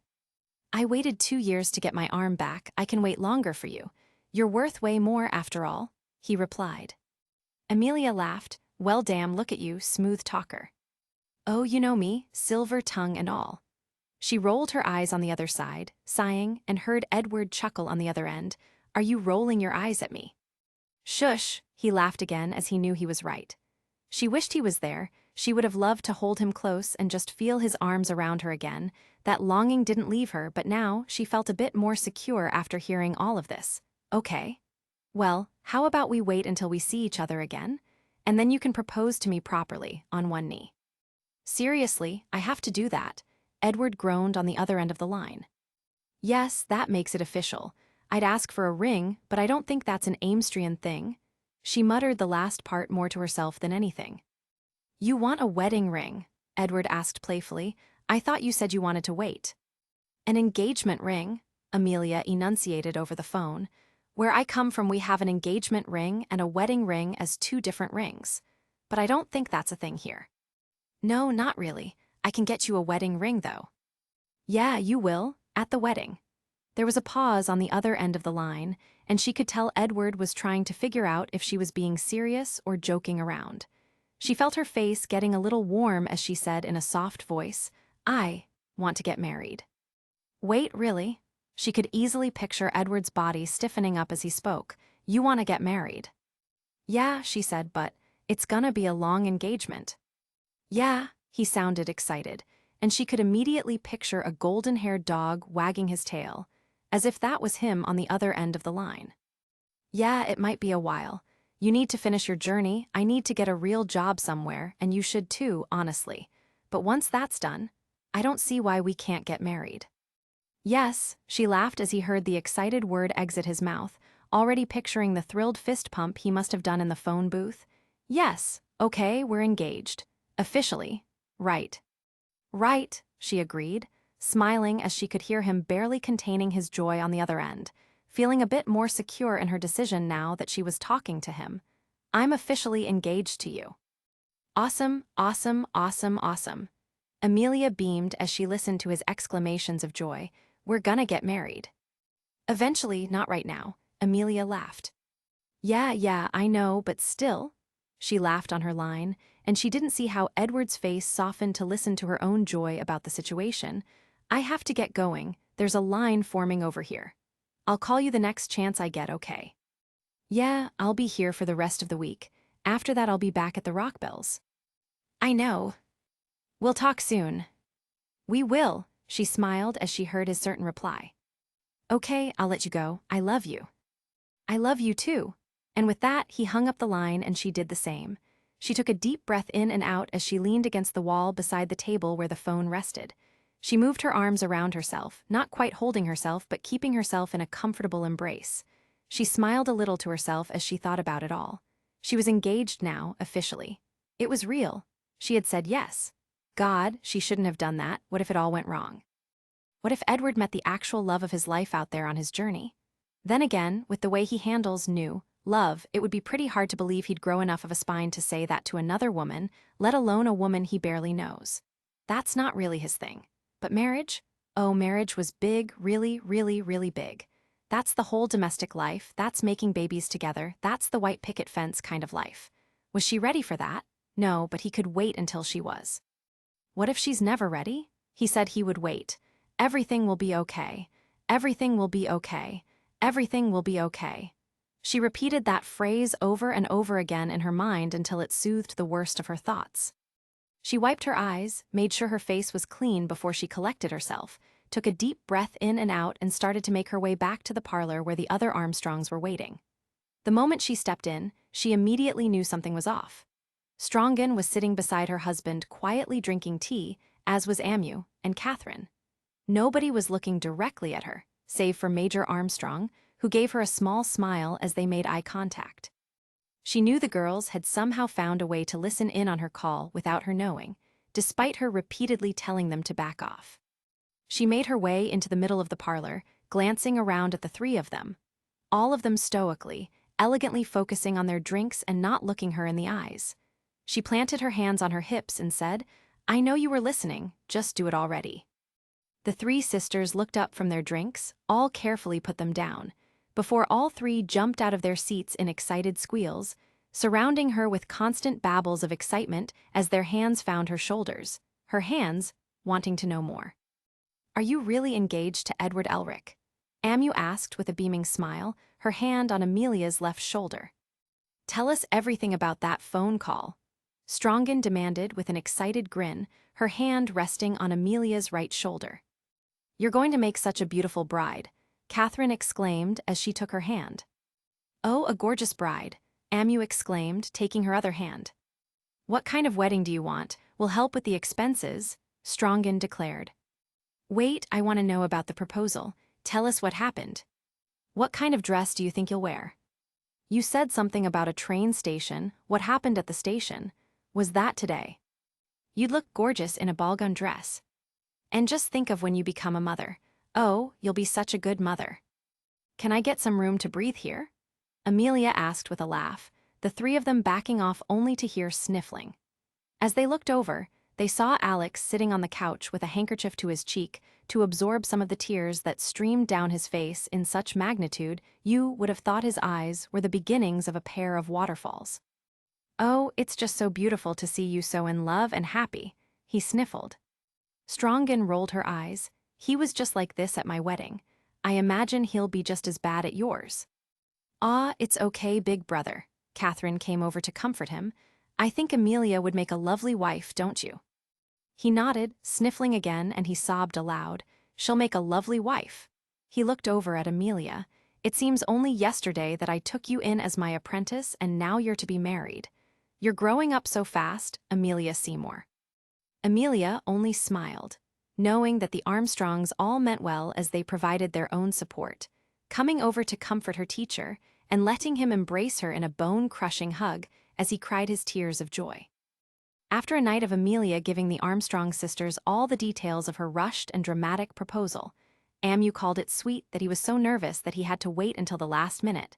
Strongen expressed her disapproval at his inability to speak his feelings. Catherine was just happy about the news. And the Major was, of course, crying tears of joy. Amelia went to bed in her old guest room, which had been specially prepared for her return. The more she talked about it, the more she found herself content with their plan for their engagement. Be engaged for a year, maybe longer, and then get to actual wedding planning once she felt ready, whenever that was. She was excited and anxious still, but her thoughts were much more joyful and hopeful than they had been before she had spoken with the Armstrong sisters, who were all ecstatic to be a part of this event in her life. It was a sudden proposal, and it felt unofficial at the moment, but she was content with that as she went to bed, feeling better about the whole thing. Despite this, she had a somewhat restless sleep, and when she woke in the morning, she felt horrible. She had an awful nausea, and she rushed to the bathroom to rid herself of whatever bile was fighting to get out of her stomach. There wasn't much, and where she expected relief after being so sick, she found the nausea persisted. She managed to get her dry heaving under control enough to make her way down to get breakfast. She made it to the table, saw and smelled the plate of hard-boiled eggs that had been made, and had to rush away from the table as she could feel that nausea burning its way up her throat again, much to the shock and concern of the Armstrongs. She regretted it immediately, saying it was probably just food poisoning from the night before, but they all fretted and worried over her so much she was basically imprisoned to immediate bed rest until a doctor could come and look at her. She was more just annoyed than anything. It took him an hour or so to get there, and by that time the nausea had passed. She told him she felt fine, and he found nothing wrong with her based on his initial inspection, so he let it go. Which would have been fine if it didn't happen all over again the next day. The nausea hit again in the morning, and despite her best efforts to hide it, the Armstrongs found out and panicked, calling the doctor again, and she was fine by the time he arrived. He was a bit more thorough in his physical this time, going beyond just checking her temperature and listening to her breathing through a stethoscope. He started asking her more questions, all while Major Armstrong was standing guard with her, though his sisters were never far away.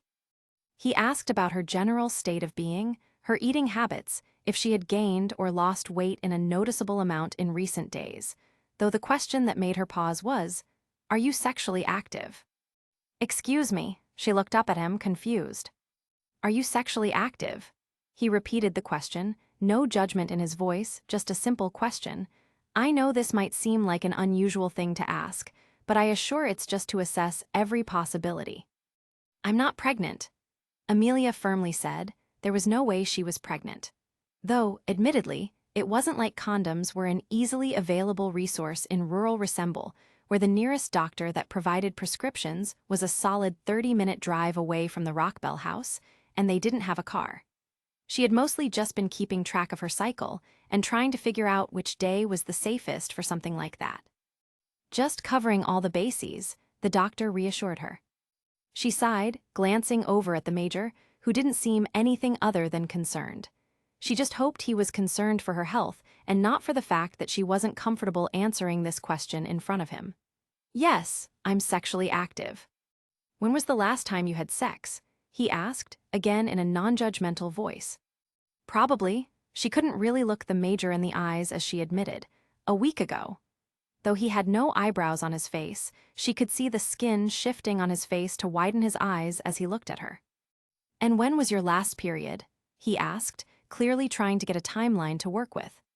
"I think," she paused, trying to think of when she had her cycle last. She sighed, getting more anxious as she realized it had been a while. "It's been longer than 4 weeks." "Do you have an idea of how much longer?" the doctor asked. "No, but it's been maybe a month or 2, she said, somewhat begrudgingly as she didn't like where this information was heading. "And you don't think there's any chance at all that you could be pregnant?" the doctor asked. She hated to admit it was a possibility at all. They had just figured out a baseline plan, they were going to get married in a couple of years. That wasn't exactly an option if there was a kid there. Then again, she needed to be honest with the doctor. "I guess it's possible, yes," she admitted, again begrudgingly. She couldn't be pregnant now, not after they had just separated and gotten everything in order. The doctor only nodded and reached into his medical bag. Just to make sure, I'll take a sample of your blood to examine back at my office. I'll be able to tell if this is pregnancy or something else with a bit more certainty. He pulled out a pair of gloves and a syringe that was carefully contained in a glass box. Before he brought it to her skin, he hesitated and looked at her. And if this is a situation that requires a bit more of a discretionary treatment, I'm not able to perform such surgeries, but I'm acquainted with a doctor who is. I can leave his information with you, if you should need it. I'm sure I'll be fine. Amelia desperately wanted to believe she didn't need any of that because she wasn't pregnant at all. She let him take the sample and he left. Once he was gone, she was left with the Major. A very uncomfortable silence settling between the two as they both waited for the other to speak.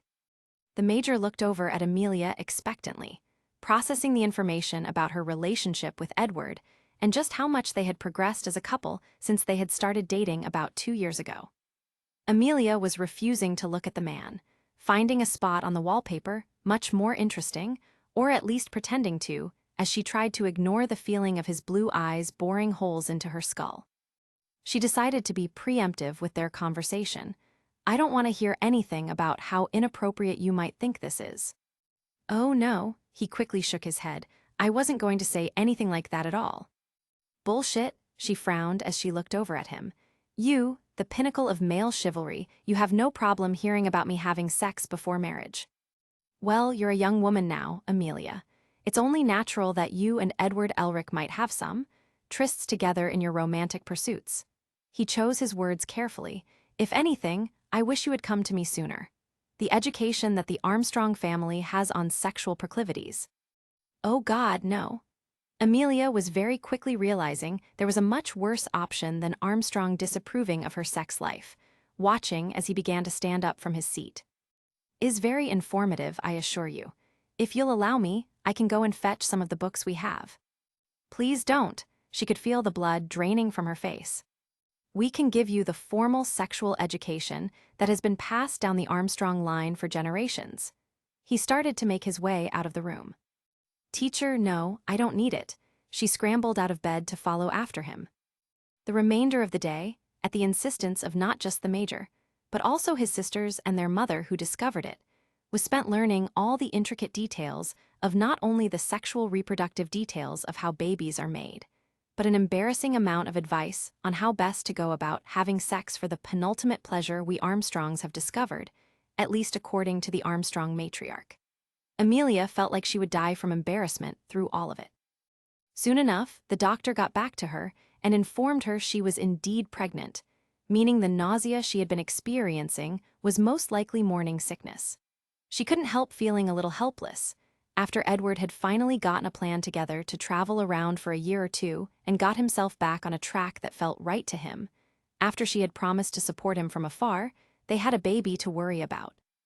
She wasn't sure what to do about any of this, though the Armstrong sisters certainly had a few ideas.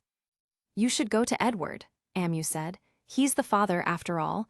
I'm sure he'd want to see you and help take care of the baby. She can't, remember, Catherine piped up.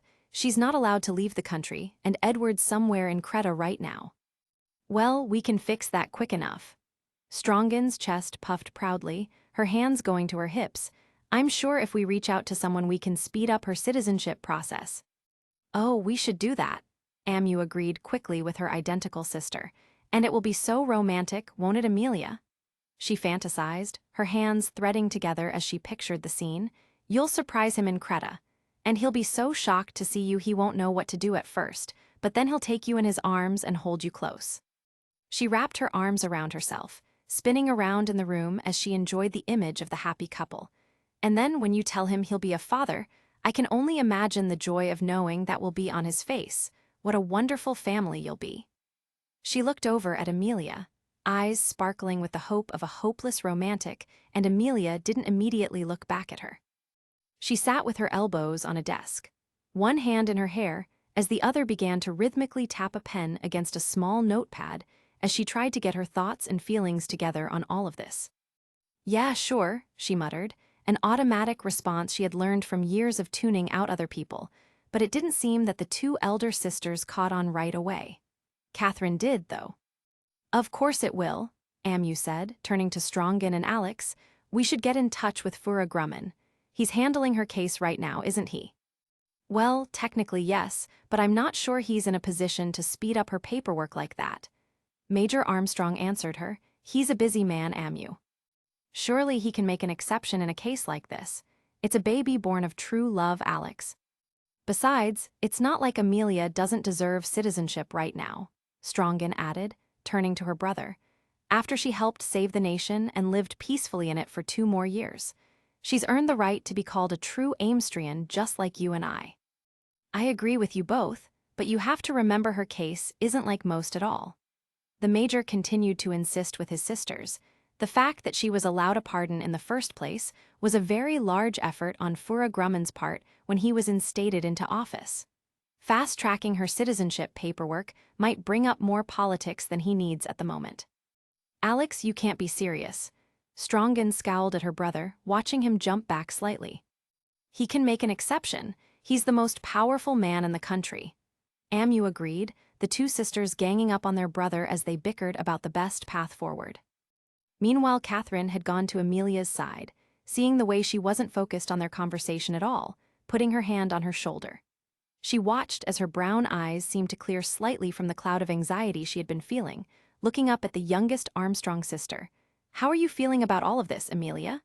she asked in a gentle voice, her eyes focused entirely on her expression as a soft smile stayed on her face. Amelia's hands both lowered onto the table as she brought it up. "I don't know how to feel," she muttered, leaving the Armstrong triplets to fight amongst each other. "I mean, it's not like this wasn't an option, but I was expecting it way further down the line of this relationship." She brought her hand up to run through her hair, "But this feels too sudden. And I know I could delay it if I really wanted to, just have a quick surgery and get it over with." "Do you want to do that?" Catherine asked in a quiet voice. "If you do, we won't judge you. You wouldn't be the first to do it, and I certainly doubt you'll be the last." I'm not worried about being judged for it." Amelia let her hand fall again, both of them going to the pen she had been fiddling with. "It's more like," she sighed, a bit frustrated with her inability to get the words to come together like she wanted. "I mean, I'm not exactly primed to be a mom, right? But it's not like there are a lot of mothers who haven't been in my exact position. I'm not even sure I want kids." She had always been of the mindset that she would be nothing like her own mother, and the easiest way to ensure that was to make sure she was never a mother at all. At the same time, though, she put her hand on her lower stomach. "This isn't just mine, it's Edward's too, and I'm not really upset at the idea of having his babies." Catherine nodded along, her eyes still primed on her as she spoke. "I'm sure it's an overwhelming feeling." "That's the understatement of the year." Amelia sighed, letting her hand fall to her side again. "I just don't want to make the wrong decision." "Is there a wrong decision in this instance?" Catherine asked, the words making Amelia turn to her more fully. "I'm sure Edward would understand if you told him you weren't ready." "But wouldn't it be better if I didn't tell him? What he doesn't know can't hurt him." "Do you even know if Edward wants children?" She paused, thinking back over it, and shook her head. "No, I'm not sure. Maybe that's part of it." "You should probably ask him." It was a logical step, but Amelia could feel her stomach twisting up in knots at the idea. "He's not an idiot. He'll know something's up if I just randomly ask him how he feels about kids," she sighed. "Well," Catherine's lips pursed as she tried to think of a potential solution, "would his brother know?" Alphonse? It was like a light bulb lit up inside of her head. Of course, the one person who knew Edward better than anyone would be his younger brother. Surely they had talked about forming their own families at some point, right? "That's a good idea, but I don't have the number for where he's staying. I'll have to wait to talk to him at the Rockbell house, whenever he calls to check in with them." "He's in Zing right now, isn't he?" Catherine asked, and Amelia nodded. "Yeah, I imagine he's in a different time zone than we are, so it might be at an inconvenient time, but hopefully I can talk to him." Alphonse did eventually call when Amelia got back. She hadn't told Winry and Pinocchio the news, but she had been trying to piece together her feelings on everything. She spent her last week at the Armstrongs trying to enjoy herself, but it just turned into everyone doting on her the entire time, giving her this bit of advice and that piece of wisdom on how to help her baby develop prenatally. She kept some of it written down, just in case, but she didn't want to hold on to the news for too long. She would need to make a decision, and she wasn't sure how to handle it, especially given the timing of this journey that the Elric brothers were on. So when she returned to resemble, she pretended everything was normal, nothing was wrong, and worked to hide her morning sickness as much as possible from the two Rockbell women. It wasn't easy, but she just wanted to get some insight on what she should do, if she should do anything at all. When Alphonse called, he spoke to Winry first, and she invited Amelia to come and listen to him through the receiver. She came over, nearly cheek to cheek with Winry with the phone in between them. "Alphonse, tell Amelia about Zing," Winry said as soon as she was close. "It's amazing." She could hear Alphonse's voice coming through the other line. "This place is so beautiful, the countryside really rivals Resemble. I wish I could show you through the phone somehow, it's gorgeous." "So how's everyone doing?" Amelia asked. "I'm sure May is occupying plenty of your time." "Oh, for sure," Alphonse replied, laughing. "But she's introduced me to her father. He made me prove I was worthy to learn the art of alchemy first before he could teach me." "Really, what did you have to do?" Amelia asked. "It was just a trial by combat, really. I won though, so it's fine. It's been fascinating to learn the differences between alchemy and alchemy, and of course May is acting as the translator between us." "Of course you won," Winry laughed. "You've been kicking Ed's butt for years." "I had to," Alphonse replied. "What about Ling? Have you been able to see him yet?" Amelia asked. "Not yet. We were able to go by the palace, but he was only able to send a messenger in his place to tell us he couldn't see us today. I don't think it's terribly surprising that he's been super busy since becoming emperor, but he told me when I can come by for a couple of days to see him and catch up." "Well, good. Whenever you see him, tell him we all miss the dork, and he needs to come buy us lunch sometime." "I'll pass it along," Alphonse laughed. "So what all have you seen over there?" Winry asked. "It's so beautiful here, Winry. It's like a painting. May's family mostly lives on farmland, but the landscape is gorgeous. It's such a lush green, it kind of reminds me of home, but it's nothing like home at all." "You'll have to get some pictures and mail to them to us," Winry laughed. "What about any automail? I'm so curious if Zinji's models are different from ours." "That's actually why I made sure to call. I did see a Zinji's model of automail. I wanted to let you know I was sending over a sketch of it." "Really?" Winry was positively ecstatic. "I think it might be a bit more simplistic than you think, but I knew you'd be interested." "Oh, thank you, Alphonse." She was giddy. Amelia smiled at the sight, and she reached for the phone to pull it gently from her grasp, getting her attention. "Huh. Winry, can I have the phone for just a second to talk with Al?" she asked. "I want to ask him something privately, and then it's all yours." Yeah, sure," she said, a little confused still, but allowing it as she stepped away from the phone, and Amelia waited until she left the room before going to the door and closing it, making sure she was alone before going back to the phone. "Al, you still there?" "Yeah, is everything okay?" he asked. "I wanted to ask you something about Edward." "Okay."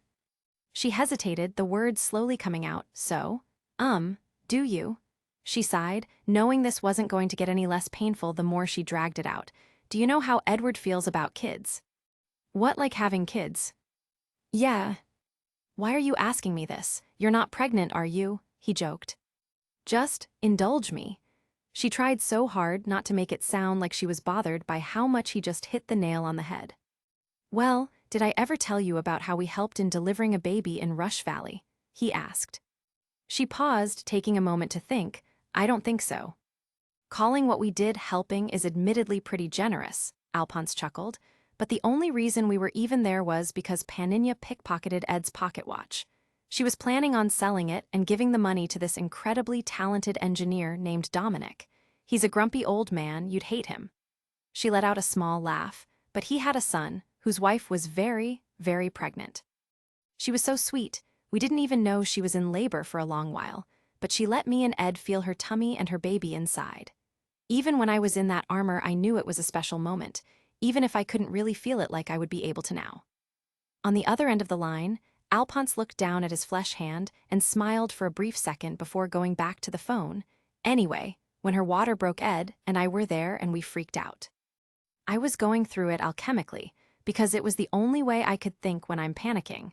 I was afraid she might end up losing her life to make the baby because of the laws of equivalent exchange. You're kidding, Amelia laughed. It's true, Edward called me out on it though. And there was this awful rain, there was no way we were going to be able to transport her. So Dominic opted to go into town and get a doctor on horseback to bring back for a home birth. As much as we wanted to wait, there was no time, so Winry kicked everything into high gear, and we managed to safely deliver the baby while we were there. She had us getting boiled water, ice chips, getting everything possible to help her out. Edward and I weren't allowed in the room where the delivery was happening, but we kept hearing how bad she was screaming. Amelia grimaced. I know it was painful for her, but when it was over, the rain had passed and the baby was safely there. And he was so small, Amelia. At the same time, you can't really believe that something that big came out of a person. I can imagine, she said, already feeling that dread building up inside of her chest again. But it was amazing to see, and beautiful too. Alphonse's voice made it clear this was nothing but a happy memory for him, and at the end of it, all Edward could say was awesome, over and over again. She smiled a bit. I'm pretty confident Edward wants to have kids of his own someday, just because he wants to see the miracle that alchemy was never able to achieve in action. What miracle is that? Amelia asked. Being able to successfully make a person. No alchemist has been able to do that in history. He wants to be a father just to support a mother, I think. Alphonse answered, and Amelia could feel her body softening somewhat. I don't know how many he would want, but if you're considering it, I think he wants at least 2. Is that so? Amelia asked, biting on her bottom lip as she glanced down at her stomach. She was being mindful of the slowly growing bump on her belly. She could never be fully sure of it, but the doctor had said the morning sickness was an indicator that she was anywhere from 4 to 7 weeks pregnant. She didn't like that wide of a margin, but there wasn't much she could do about it now. I see. Well, that answers a few questions of mine at least. Why did you ask me about that? Alphonse asked. I don't know. I figure it's a conversation he and I need to have now that we're engaged to be married. She figured that would be a good bomb to drop to change the subject. He asked you? Finally, I've been trying to encourage him to ask you for weeks. Amelia burst out laughing as he revealed that secret piece of information. He kept saying he was waiting for the right time or something. When did he do it? Don't tell me he asked you to marry him and left. That's hardly romantic. It was at the train station, as the train was leaving. She could hear him smacking his forehead with his hand on the other end. He said he panicked. Of course he did. Alphonse sighed again, his hand running down his face as he had to deal with his impulsive brother's inability to communicate until the worst possible moment. Well, at the very least, some congratulations are in order. How are you celebrating? I told Winry and Pinocchio not too long ago. Winry made me an apple pie to celebrate the news. Lucky, I'd love some of her baking right now. I can save you a slice, but I don't know how well it would keep for the months that you're gone, she joked. You know, it'd get all moldy. The two laughed over the phone together. But I guess that means you're going to be my sister, doesn't it? I guess it does. She hadn't thought about that, Alphonse being her brother. You'll get an older sister along with an older brother, won't you? You know, I always wanted a sister, Alphonse said. She laughed. You would have done amazingly with a sister, I bet. And I'll do amazing with you too. Alphonse was smiling so clearly she could hear it in every word. Do you have a wedding date set yet? Or, I guess it would be kind of hard to plan that while he's away for a year, isn't it? Yeah, we're going to wait at least that long before we make it official, she said, but he's calling me pretty often. He might want to just elope whenever he comes back for maintenance. He just might, what with how bad his impulse control is. Alphonse joked, you think you can get a wedding dress together in a couple months? I'm sure I can get something together. She laughed, glancing over at the door. I'm sure you've got more to tell Winry, so I'll go get her. Oh, wait, Amelia. She paused as she heard him. Before I forget, Ling did ask me to pass along a message for you since he wasn't going to see you on this trip. Yeah. He said he's sorry he couldn't make it in time to visit your friend. Amelia's expression softened at the sound of it. And he hopes you'll make Xing your first stop once you're allowed to leave the country. He even joked that he'll marry you if Edward hasn't already, but I'll have to let him know the news. She laughed. Yeah, hopefully it's not too disappointing for the great Emperor of Zing. Thanks, Alphonse. Amelia. Yeah, Al. It's really nice to hear your voice again. I missed you. She smiled. I miss you too, Al. I'll see you in a few months, right? Yeah, I'll be sure to bring back some souvenirs. Do you want anything? I'm sure you'll find something I like. Maybe a Zinji's recipe or two.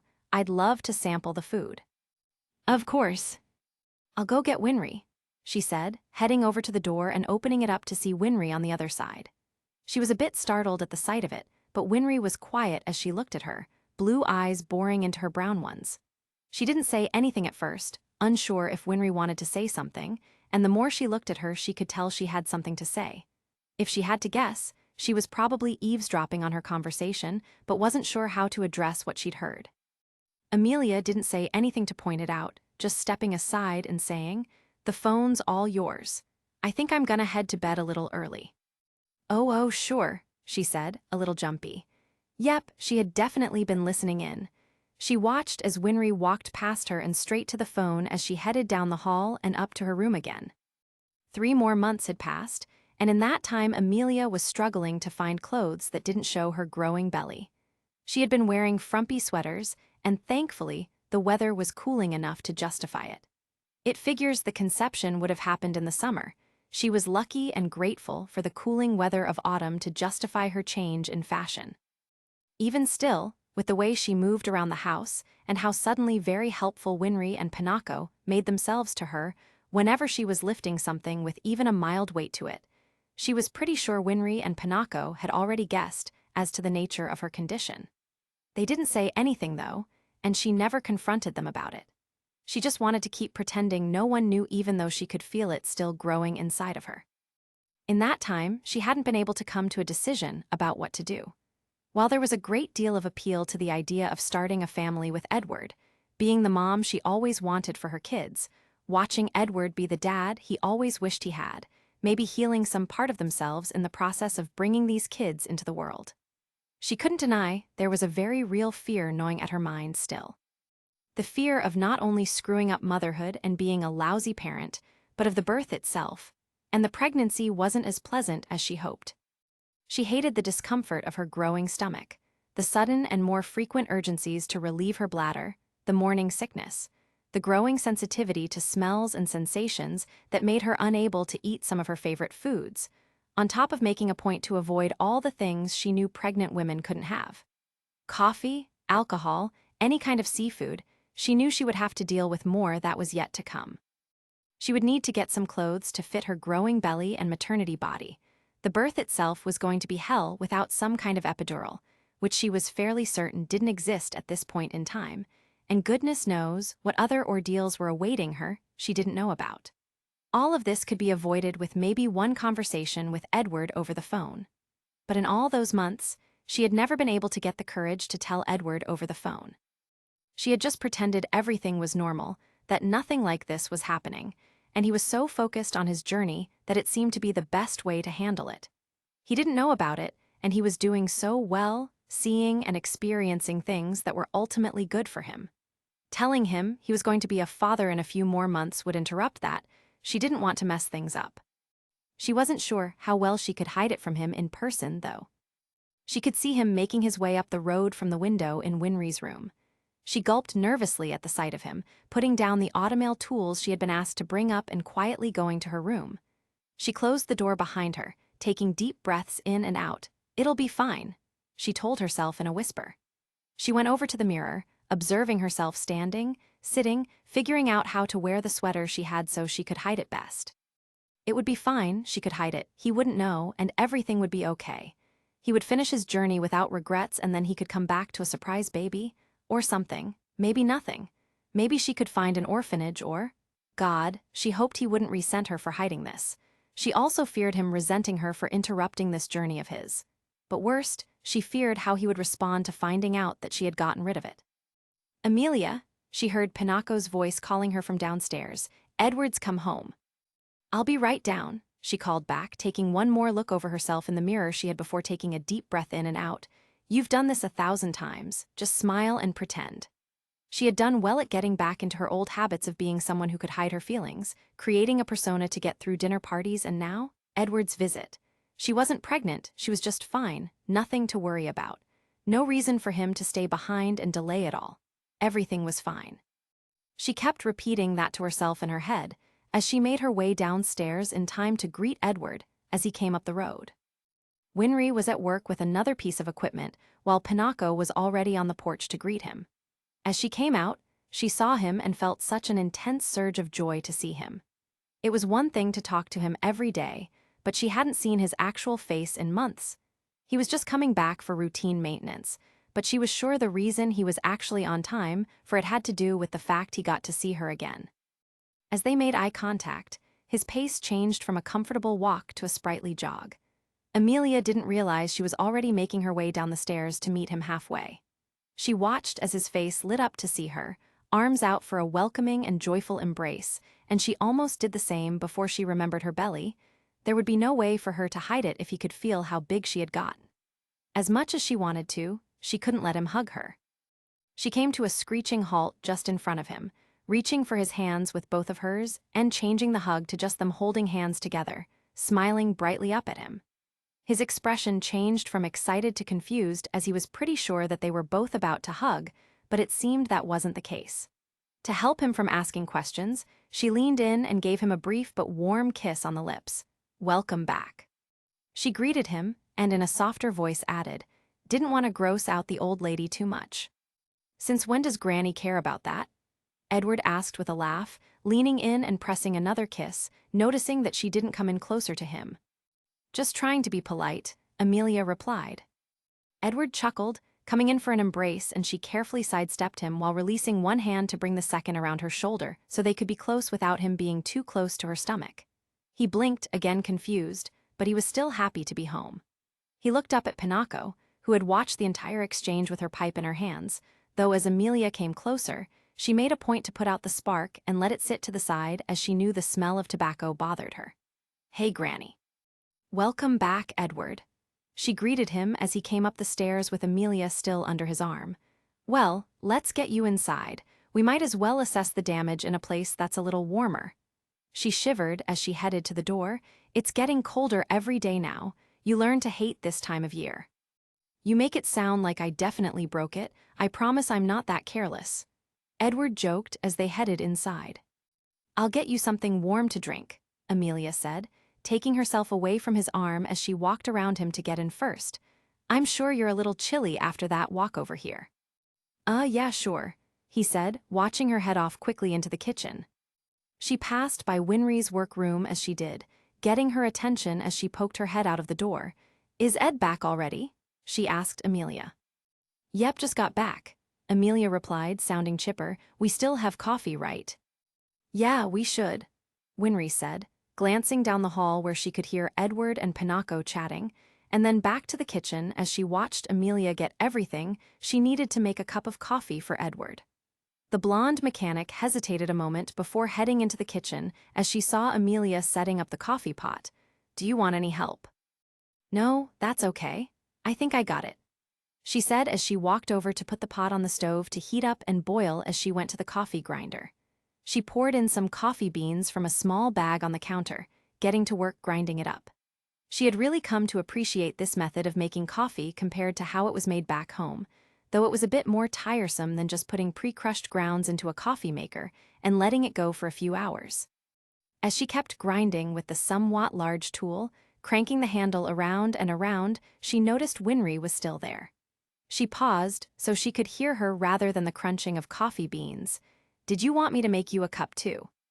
"Oh, yes, please," she said, smiling at Amelia. The brunette nodded, adding a few more beans into the grinder before getting back to it. "So with Edward back you must be excited, right?" she asked.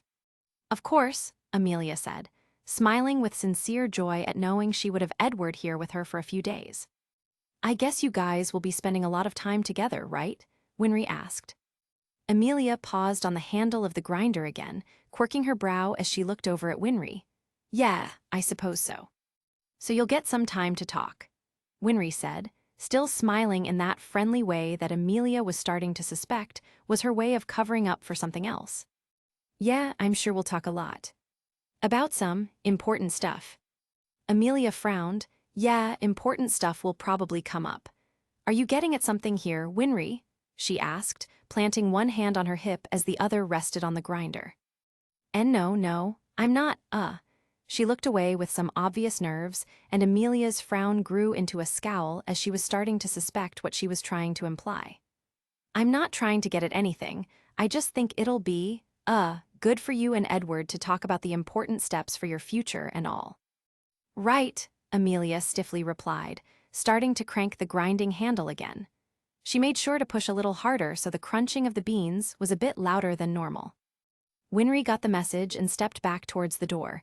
Right, I'll just be waiting in the living room, she said, trying to speak over the sound of the coffee grinder. What? Sorry, I can't hear you, Amelia said, pretending like she hadn't just heard her fine. The beans are too loud, I'll have a cup ready for you soon. Okay, Winry replied and left the room. In her absence, Amelia determinedly ground the beans into a fine powder and eventually pulled it out of the grinder to put above an empty coffee pot, the water coming to a comfortable boil at that point that she was happy to pour into a pair of mugs for Edward and Winry, leaving a pot on the stove to simmer for a little bit. After taking a second to put in a little cream and sugar in the one for Winry, she picked up the 2 mugs and came into the living room, smiling like everything was fine as she handed a cup to a sheepish-looking Winry. There you go. She offered one to Edward, and he took it. He sat on the couch with his automail leg up on the table as Pinocchio examined it. Well, we definitely need to give it a few adjustments, she said, fully focused on Edward's prosthetic. You've been doing a lot of walking, and it's been wearing on the suspension. We don't need to replace it, but we definitely need a closer look at it. Right, you think it'll take long? Edward asked, sipping at the drink, his free hand going to Amelia's without really thinking about it as she sat next to him. Not too long, maybe a day or 2 at most, but we will need to remove it to get at the parts properly, Pinocchio said, grinning a bit as she looked up at Edward, unless you'd rather we just do all the maintenance with your nerves attached. Yeah, no thanks, Edward replied dryly. Amelia stayed by his side as Pinocchio worked to detach the leg from its place and looked at the remaining stump left behind. Do you ever wish you had gone back for your leg? She quietly asked as she looked at the lack of flesh. He wore automail so easily and comfortably, it was easy for her to forget that he only had 1 leg on his body, but seeing him without one was a stark reminder of that fact.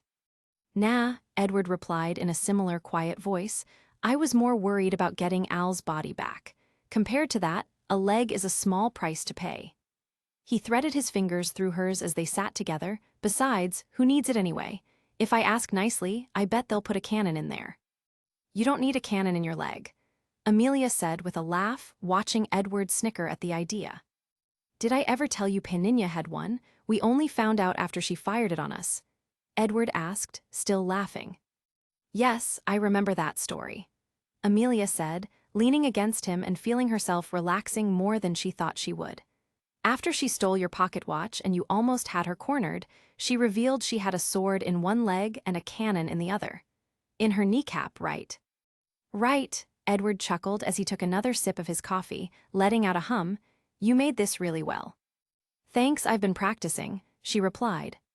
You want some? He asked, offering it to her. She shook her head. No, I'm good. I like mine with a bit more cream in it. That's too sweet, Edward scoffed before he took another sip. Pinocchio came back to the table with a lighter prosthetic leg, carefully putting it in place of where the automail had been and locking it in with a click. There we are. You can use that spare until we're done with it. Good, and take your time with it, Edward said, bringing his new leg down onto the floor, putting his drink down on the table as he tested it out to stand up. He wobbled a little, the weight difference a bit noticeable, but as he took a few steps forward and around again, he came back for his mug and smiled.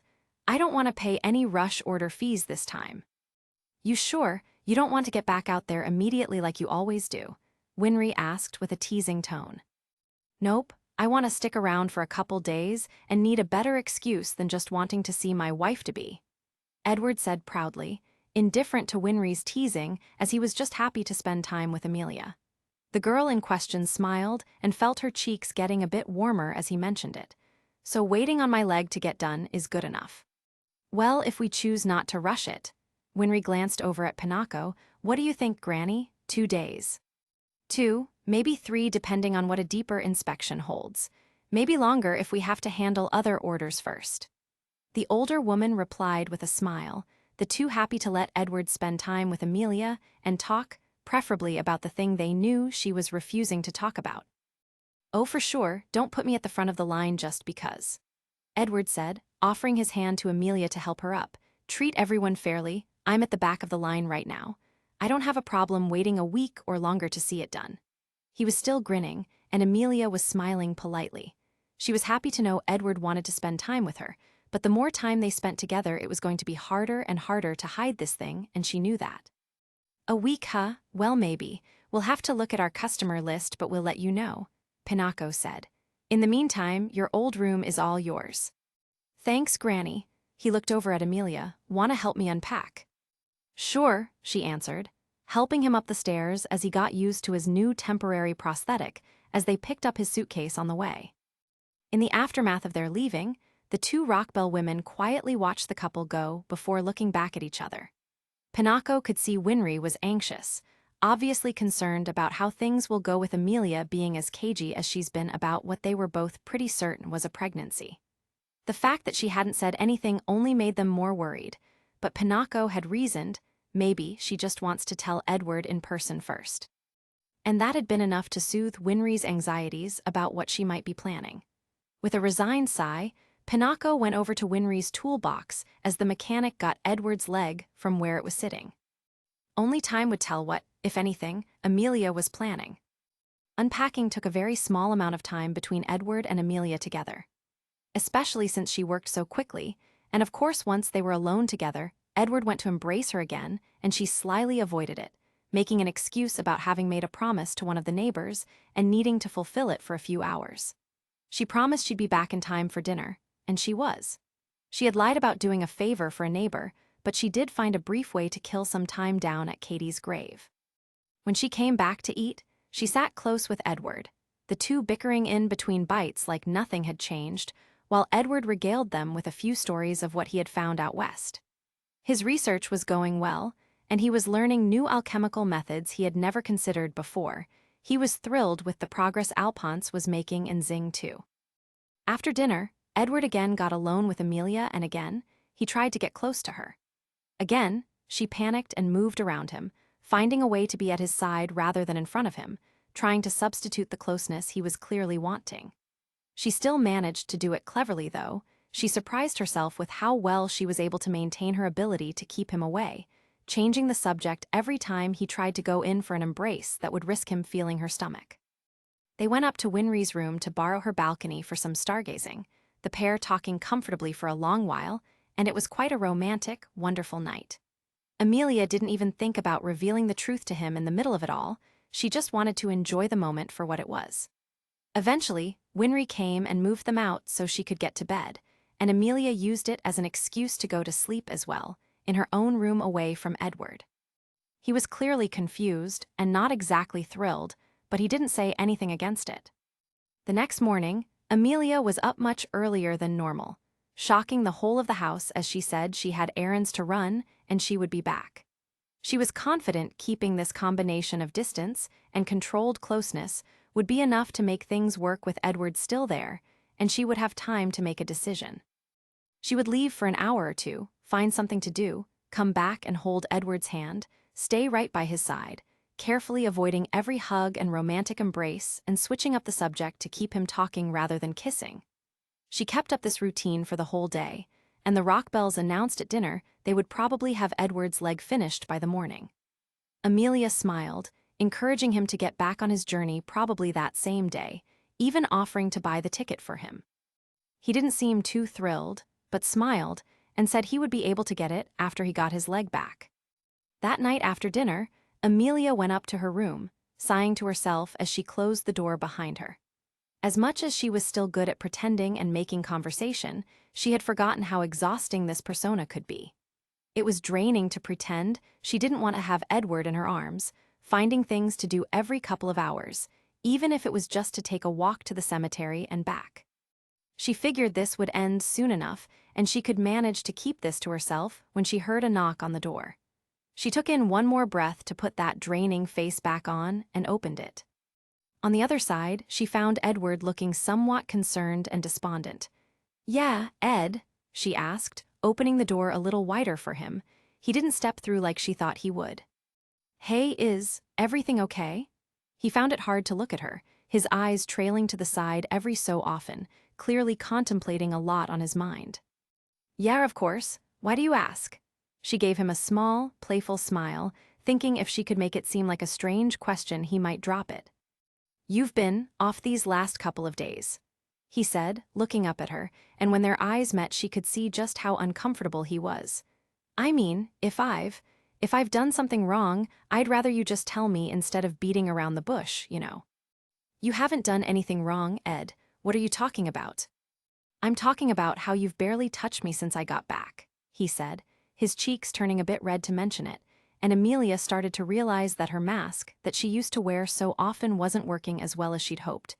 "I get that you're busy with favors, and I'm glad I've got to spend what time I have with you, but did I do something?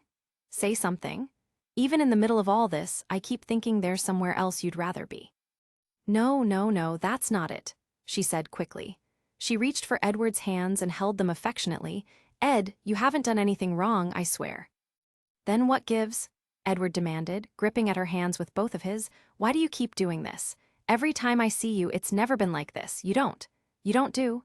He made a vague gesture as he held his arms straight out while still holding her hands. "You don't do this. What's going on?"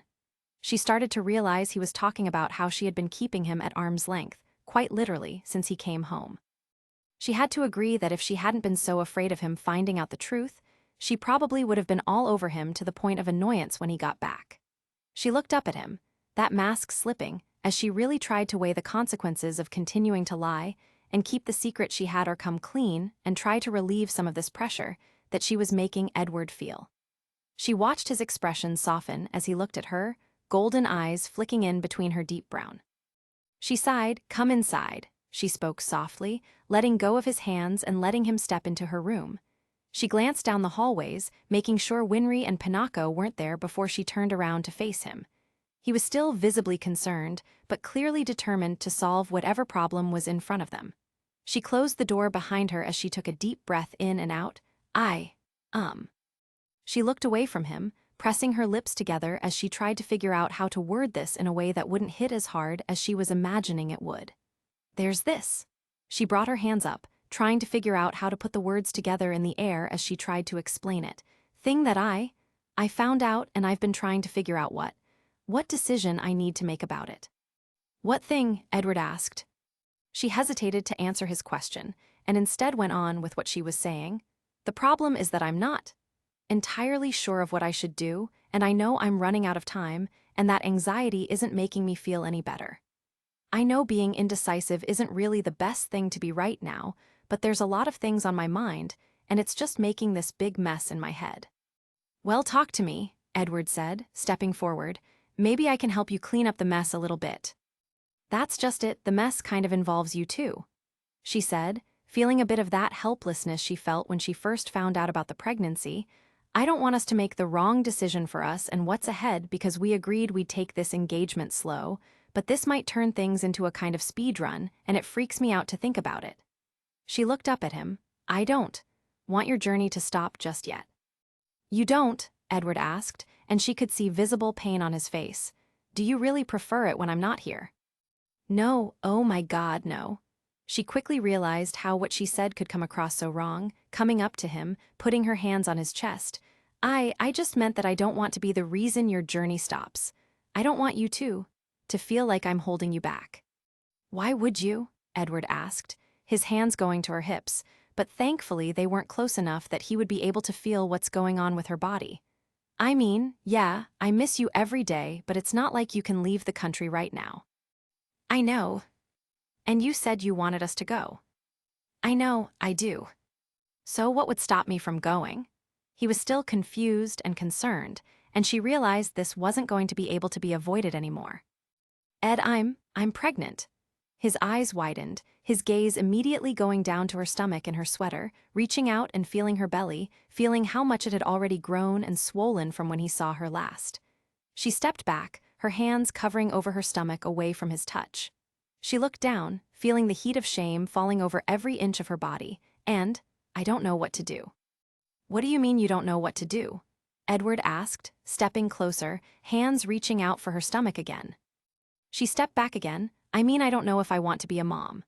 That stopped Edward from coming closer, and he looked away from her stomach up at her again. "It's just so sudden, you know, I'm not ready." She hugged her hands around her stomach, seeing her vision blur as tears pricked at the corners of her eyes. "At the same time, this is yours too, and I know you probably want to have kids. I don't want to just take it from you, but I don't think I'm ready, Ed." "Hardly anyone's ever ready for anything," Edward muttered, coming closer to her and reaching out for her hands, though he didn't take them from her. She looked down at his open palms and reached her own hands into them. Seeing him make an effort to keep the physical boundaries she had been setting made her relax somewhat. "What's going on in your head? You think you'll be bad at it." "It's not like I had a great role model for motherhood," she muttered, blinking, and her vision cleared as the tears that had been building up dropped down her cheeks. I don't want to make this kid's life worse just for existing. And I don't want you to stop your journey just for this, because I know how important it is for you and Alphonse, all in the name of trying to raise this thing."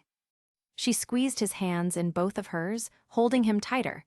"I don't want you to hate me for making you stop what you're doing, especially when it's going so well." She was cut off as Edward stepped forward to embrace her completely. He wrapped his arms around her body, her pregnant belly up against his own as he held her warmly. She felt her body melting into his warmth, leaning her head on his shoulder as she still felt those tears of complex emotions in her eyes. Her arms came around his back, and she let her eyes be dried by his shirt for a moment. They were quiet as Edward just held her, and she slowly started to come undone. Words were failing her, and all she had left was the feelings that she had been stifling for months. She sniffled at first, and then started to sob.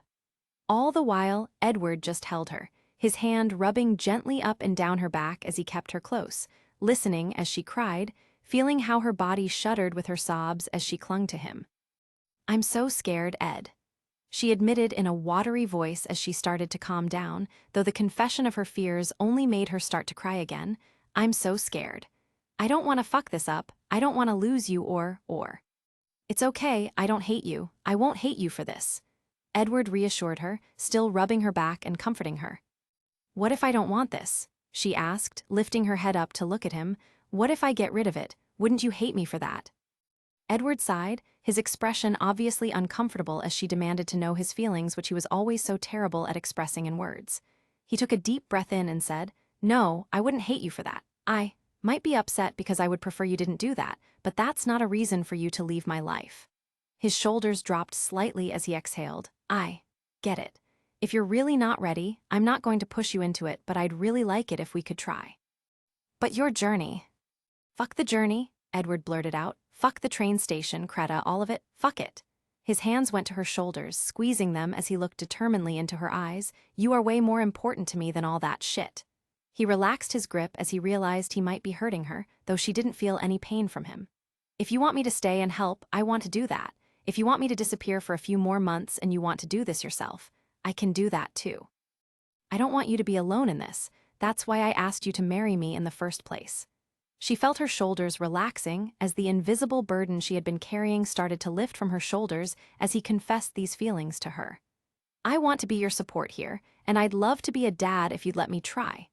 He smiled. "Besides, it gives me an excuse to stick around and work on another project of mine." "It does?" Amelia asked, wondering what on earth he would want to do and resemble. "Yeah, come on, I'll show you," he said, pulling her by the hands as they left her room together. Edward brought her all the way to the burned remains of his home. She had only been there once before to help him dig up the corpse he transmuted when he was a child. She looked at the remains of it all in the darkening light, and Edward sighed as he looked at it. "Your project is the burned-down house?" Amelia asked, wondering what on earth he was thinking. "Yeah," he turned to her with a grin. "I was thinking of rebuilding it for you, as a wedding present." Her eyes widened. watching as he shrugged and looked back at the remains of the destroyed home. You said it would be a long engagement, so it got me thinking about where we would go after. We're not staying with Winry and Granny after we get married, so why not rebuild it? He stepped into the boundary of the house. This is where the front door was, and this whole space used to be the living room. He gestured to the lines of remaining burned wood still standing in the ground. The foundation is still here, and we can build off of it. It was the one thing that didn't burn, so making everything else should be a breeze. He stepped further inside. Mom's room was all the way back here, and Dad's study was right next to it, but I'm thinking we can make a bigger bedroom, you know? He grinned at her. Get a nice, big spot, maybe with a luxurious bathroom, with one of those big tubs that can fit 2 people. And upstairs, I think that's where we can put a study and maybe a kid's room. And we can have it facing this way. He gestured to the pasture behind the property. Al and I had a room with a window that faced this way. The sun always rose, and we would always be up early because we could see it so clearly in the morning. That might not be ideal, but it's a gorgeous view, and maybe the kids can learn to appreciate it. He turned back to look at her as he discussed his plans, and all of that can change, of course. I want you to have a say in all of this since we're both going to be living here. Amelia looked around at the remains in awe as he discussed his plans to rebuild it, her hands going to the sleeves of her sweater as she stayed in front of the property as Edward walked around in the dirt and grass that had built itself on top of the house in the last 5 years since they had burned it down. It was hard to believe he was really able to build on top of this, let alone actually manage to do it himself. She looked up at the space above them, trying to picture everything he was describing. She looked back over at him, seeing him smiling at her, arms on his hips as he proudly discussed his plans. How long do you think that would take? She asked. I don't know, maybe a year if I take my time with it, Edward said, stepping back over to her, but I can probably get the outside of the house to stand in. I don't know exactly, but a couple weeks to build a frame, get some walls up, some insulation, lay down the bricks. Maybe a month, and then we can build the inside of it and make it just the way we want. He came up in front of her. This is going to be your home too, so I want you to make it comfortable for you. He reached out for her stomach, stopping just before touching it as her hands still stayed in front of it, silently asking permission. She moved her hands away and let his palm come to touch the growing child inside of her. And I want it to be comfortable for the family we make together too. He smiled up at her, and she could see the sparkle in his golden eyes, even in the dimming light of the evening as he explained everything to her. I was planning to start as soon as my journey ended. I was going to surprise you with the first draft plans. I figured once the house was built, you and I could get married and move in. By then, a year would have passed, and we could have had that long engagement you wanted. Yeah, she said, looking down at the property again before looking back up at him. It would have been a solid plan, if not for the monkey wrench in my body. She joked, looking down at her stomach as he still held his hand over it. I've improvised in worse situations, he said. So here's the new plan. I keep going on my journey for a couple of months. You keep me updated on everything with the kid and how you're feeling and eating and all that stuff, and then I come back for the birth. We can ask Winry and Granny for help with raising it and feeding it and making sure you have all the support you need, and in between diaper changes and late-night feedings, I can be out here, building the house. And when that's done, we can start the wedding planning. Even include the little one in the ceremony if we want to. It was a more solid plan than she wanted to admit, glancing over at the remaining foundation of his childhood home before looking back at him. She could still see the light in his eyes that spoke of not just how happy he was to do all of this in the first place, but how determined he was to see it through. He would have done this regardless of her pregnancy. He always intended this, and now they were just moving up the timeline. She couldn't help smiling, leaning into him, feeling his arms wrap around her upper and middle back as if it were the most natural place for them to be as hers came up behind him, her fingertips reaching his shoulder blades as her elbows wrapped around his middle, her cheek coming to rest in the space connecting his chest and shoulder. When did you get so good at planning things? She asked. When you do a lot of errands and relaxing for the better part of 2 years, you get a lot of time to think, he replied. She pressed herself a little closer to him, feeling that he still had his somewhat harder body compared to her own, though he had gotten a bit softer. He hadn't been keeping up with his workout routine as much these last few months. Okay, she sighed. You don't think Al will be disappointed if he spends the next few months doing all the journeying alone in Zing? Are you kidding? He'll be so thrilled to be an uncle that he'll be dying to come back and stay with us. Edward laughed. She let out a hum. That's not a guarantee that you'll be able to prove your theory. We got time. Edward said, one hand reaching up to stroke over her long hair.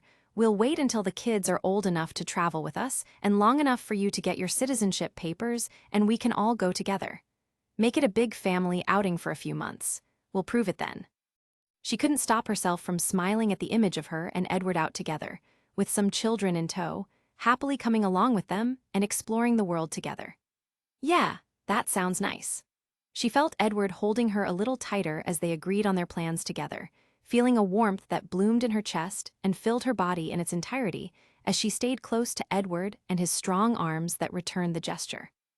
It was amazing how simply and easily the worries and fears that had been plaguing her mind for months were taken away, just in the comfort of his arms. It'll be a lot of work, Edward spoke softly into the silence, but I think the end product will be worth it, don't you? Yeah, we can't really get it if we don't work for it. She answered in her own soft voice, so we'll both work hard. You'll finish your journey, I'll have this baby, maybe more later. And then we can build the house, get some jobs, make a home for ourselves, have a whole life together. A whole life together, Edward repeated, resting his head on top of hers. My life for yours, equivalent exchange. He lifted his head up suddenly. Oh, that's right. He pulled away from her, Amelia looking up at him curiously as she watched him step back only to get down on one knee in front of her, reaching to take her left hand and looking up at her with a smile. You said I needed to get down on one knee to ask you properly. Ed, she gasped. Amelia had completely forgotten she had asked that of him, watching as he brought his other hand up to cover hers as he looked up at her. Amelia, I want to work to make a life with you. I want us to work together to make our whole lives everything we could have ever wanted. So will you marry me? He grinned somewhat cheekily. Hopefully this is okay without that extra ring you wanted. It's more than okay. Amelia was on the verge of tears, dropping down onto her knees as she wrapped her arms around Edward, the pair toppling back onto the ground as Edward lost his balance from the sudden hug. Forget the stupid ring, this is way better than what I imagined. Well, glad that worked out, Edward said, grunting as he reached one hand up to the back of his head and moved out a pebble that he had landed on. Amelia gasped, and Edward reached back to touch his head. I'm not bleeding, we're okay. Amelia let out a relieved sigh, and he started laughing. She could feel the way his body shook under her weight, joining in with him as the first stars of the evening really started to become visible in the sky. The sound of their mixed laughter filled the cooling air around them, and all of the nature that had grown around the remains of the home seemed to celebrate their shared joy as they reveled in the dreams of their future to come. As their laughter calmed down, Amelia looked down at Edward, feeling that warmth from before still filling her body and telling her that everything she could have ever wanted is right there, laying underneath her and holding her up from the ground as much as he could. She couldn't have asked for a better future to look forward to together. She looked down at him affectionately, one hand coming up to gently move some of his golden bangs out of the way of his face to expose those golden eyes she adored seeing, speaking in a soft and sincere voice that was filled with every ounce of tenderness in her body. I love you. I love you too. Edward's hand came up from the earth to gently slide her hair behind her ear. As he leaned up to kiss her, she leaned down to meet him halfway, the couple sharing intimate kisses as the moon slowly began to rise on the eastern horizon. The first night to what would undoubtedly be a long and happy story together. At the end,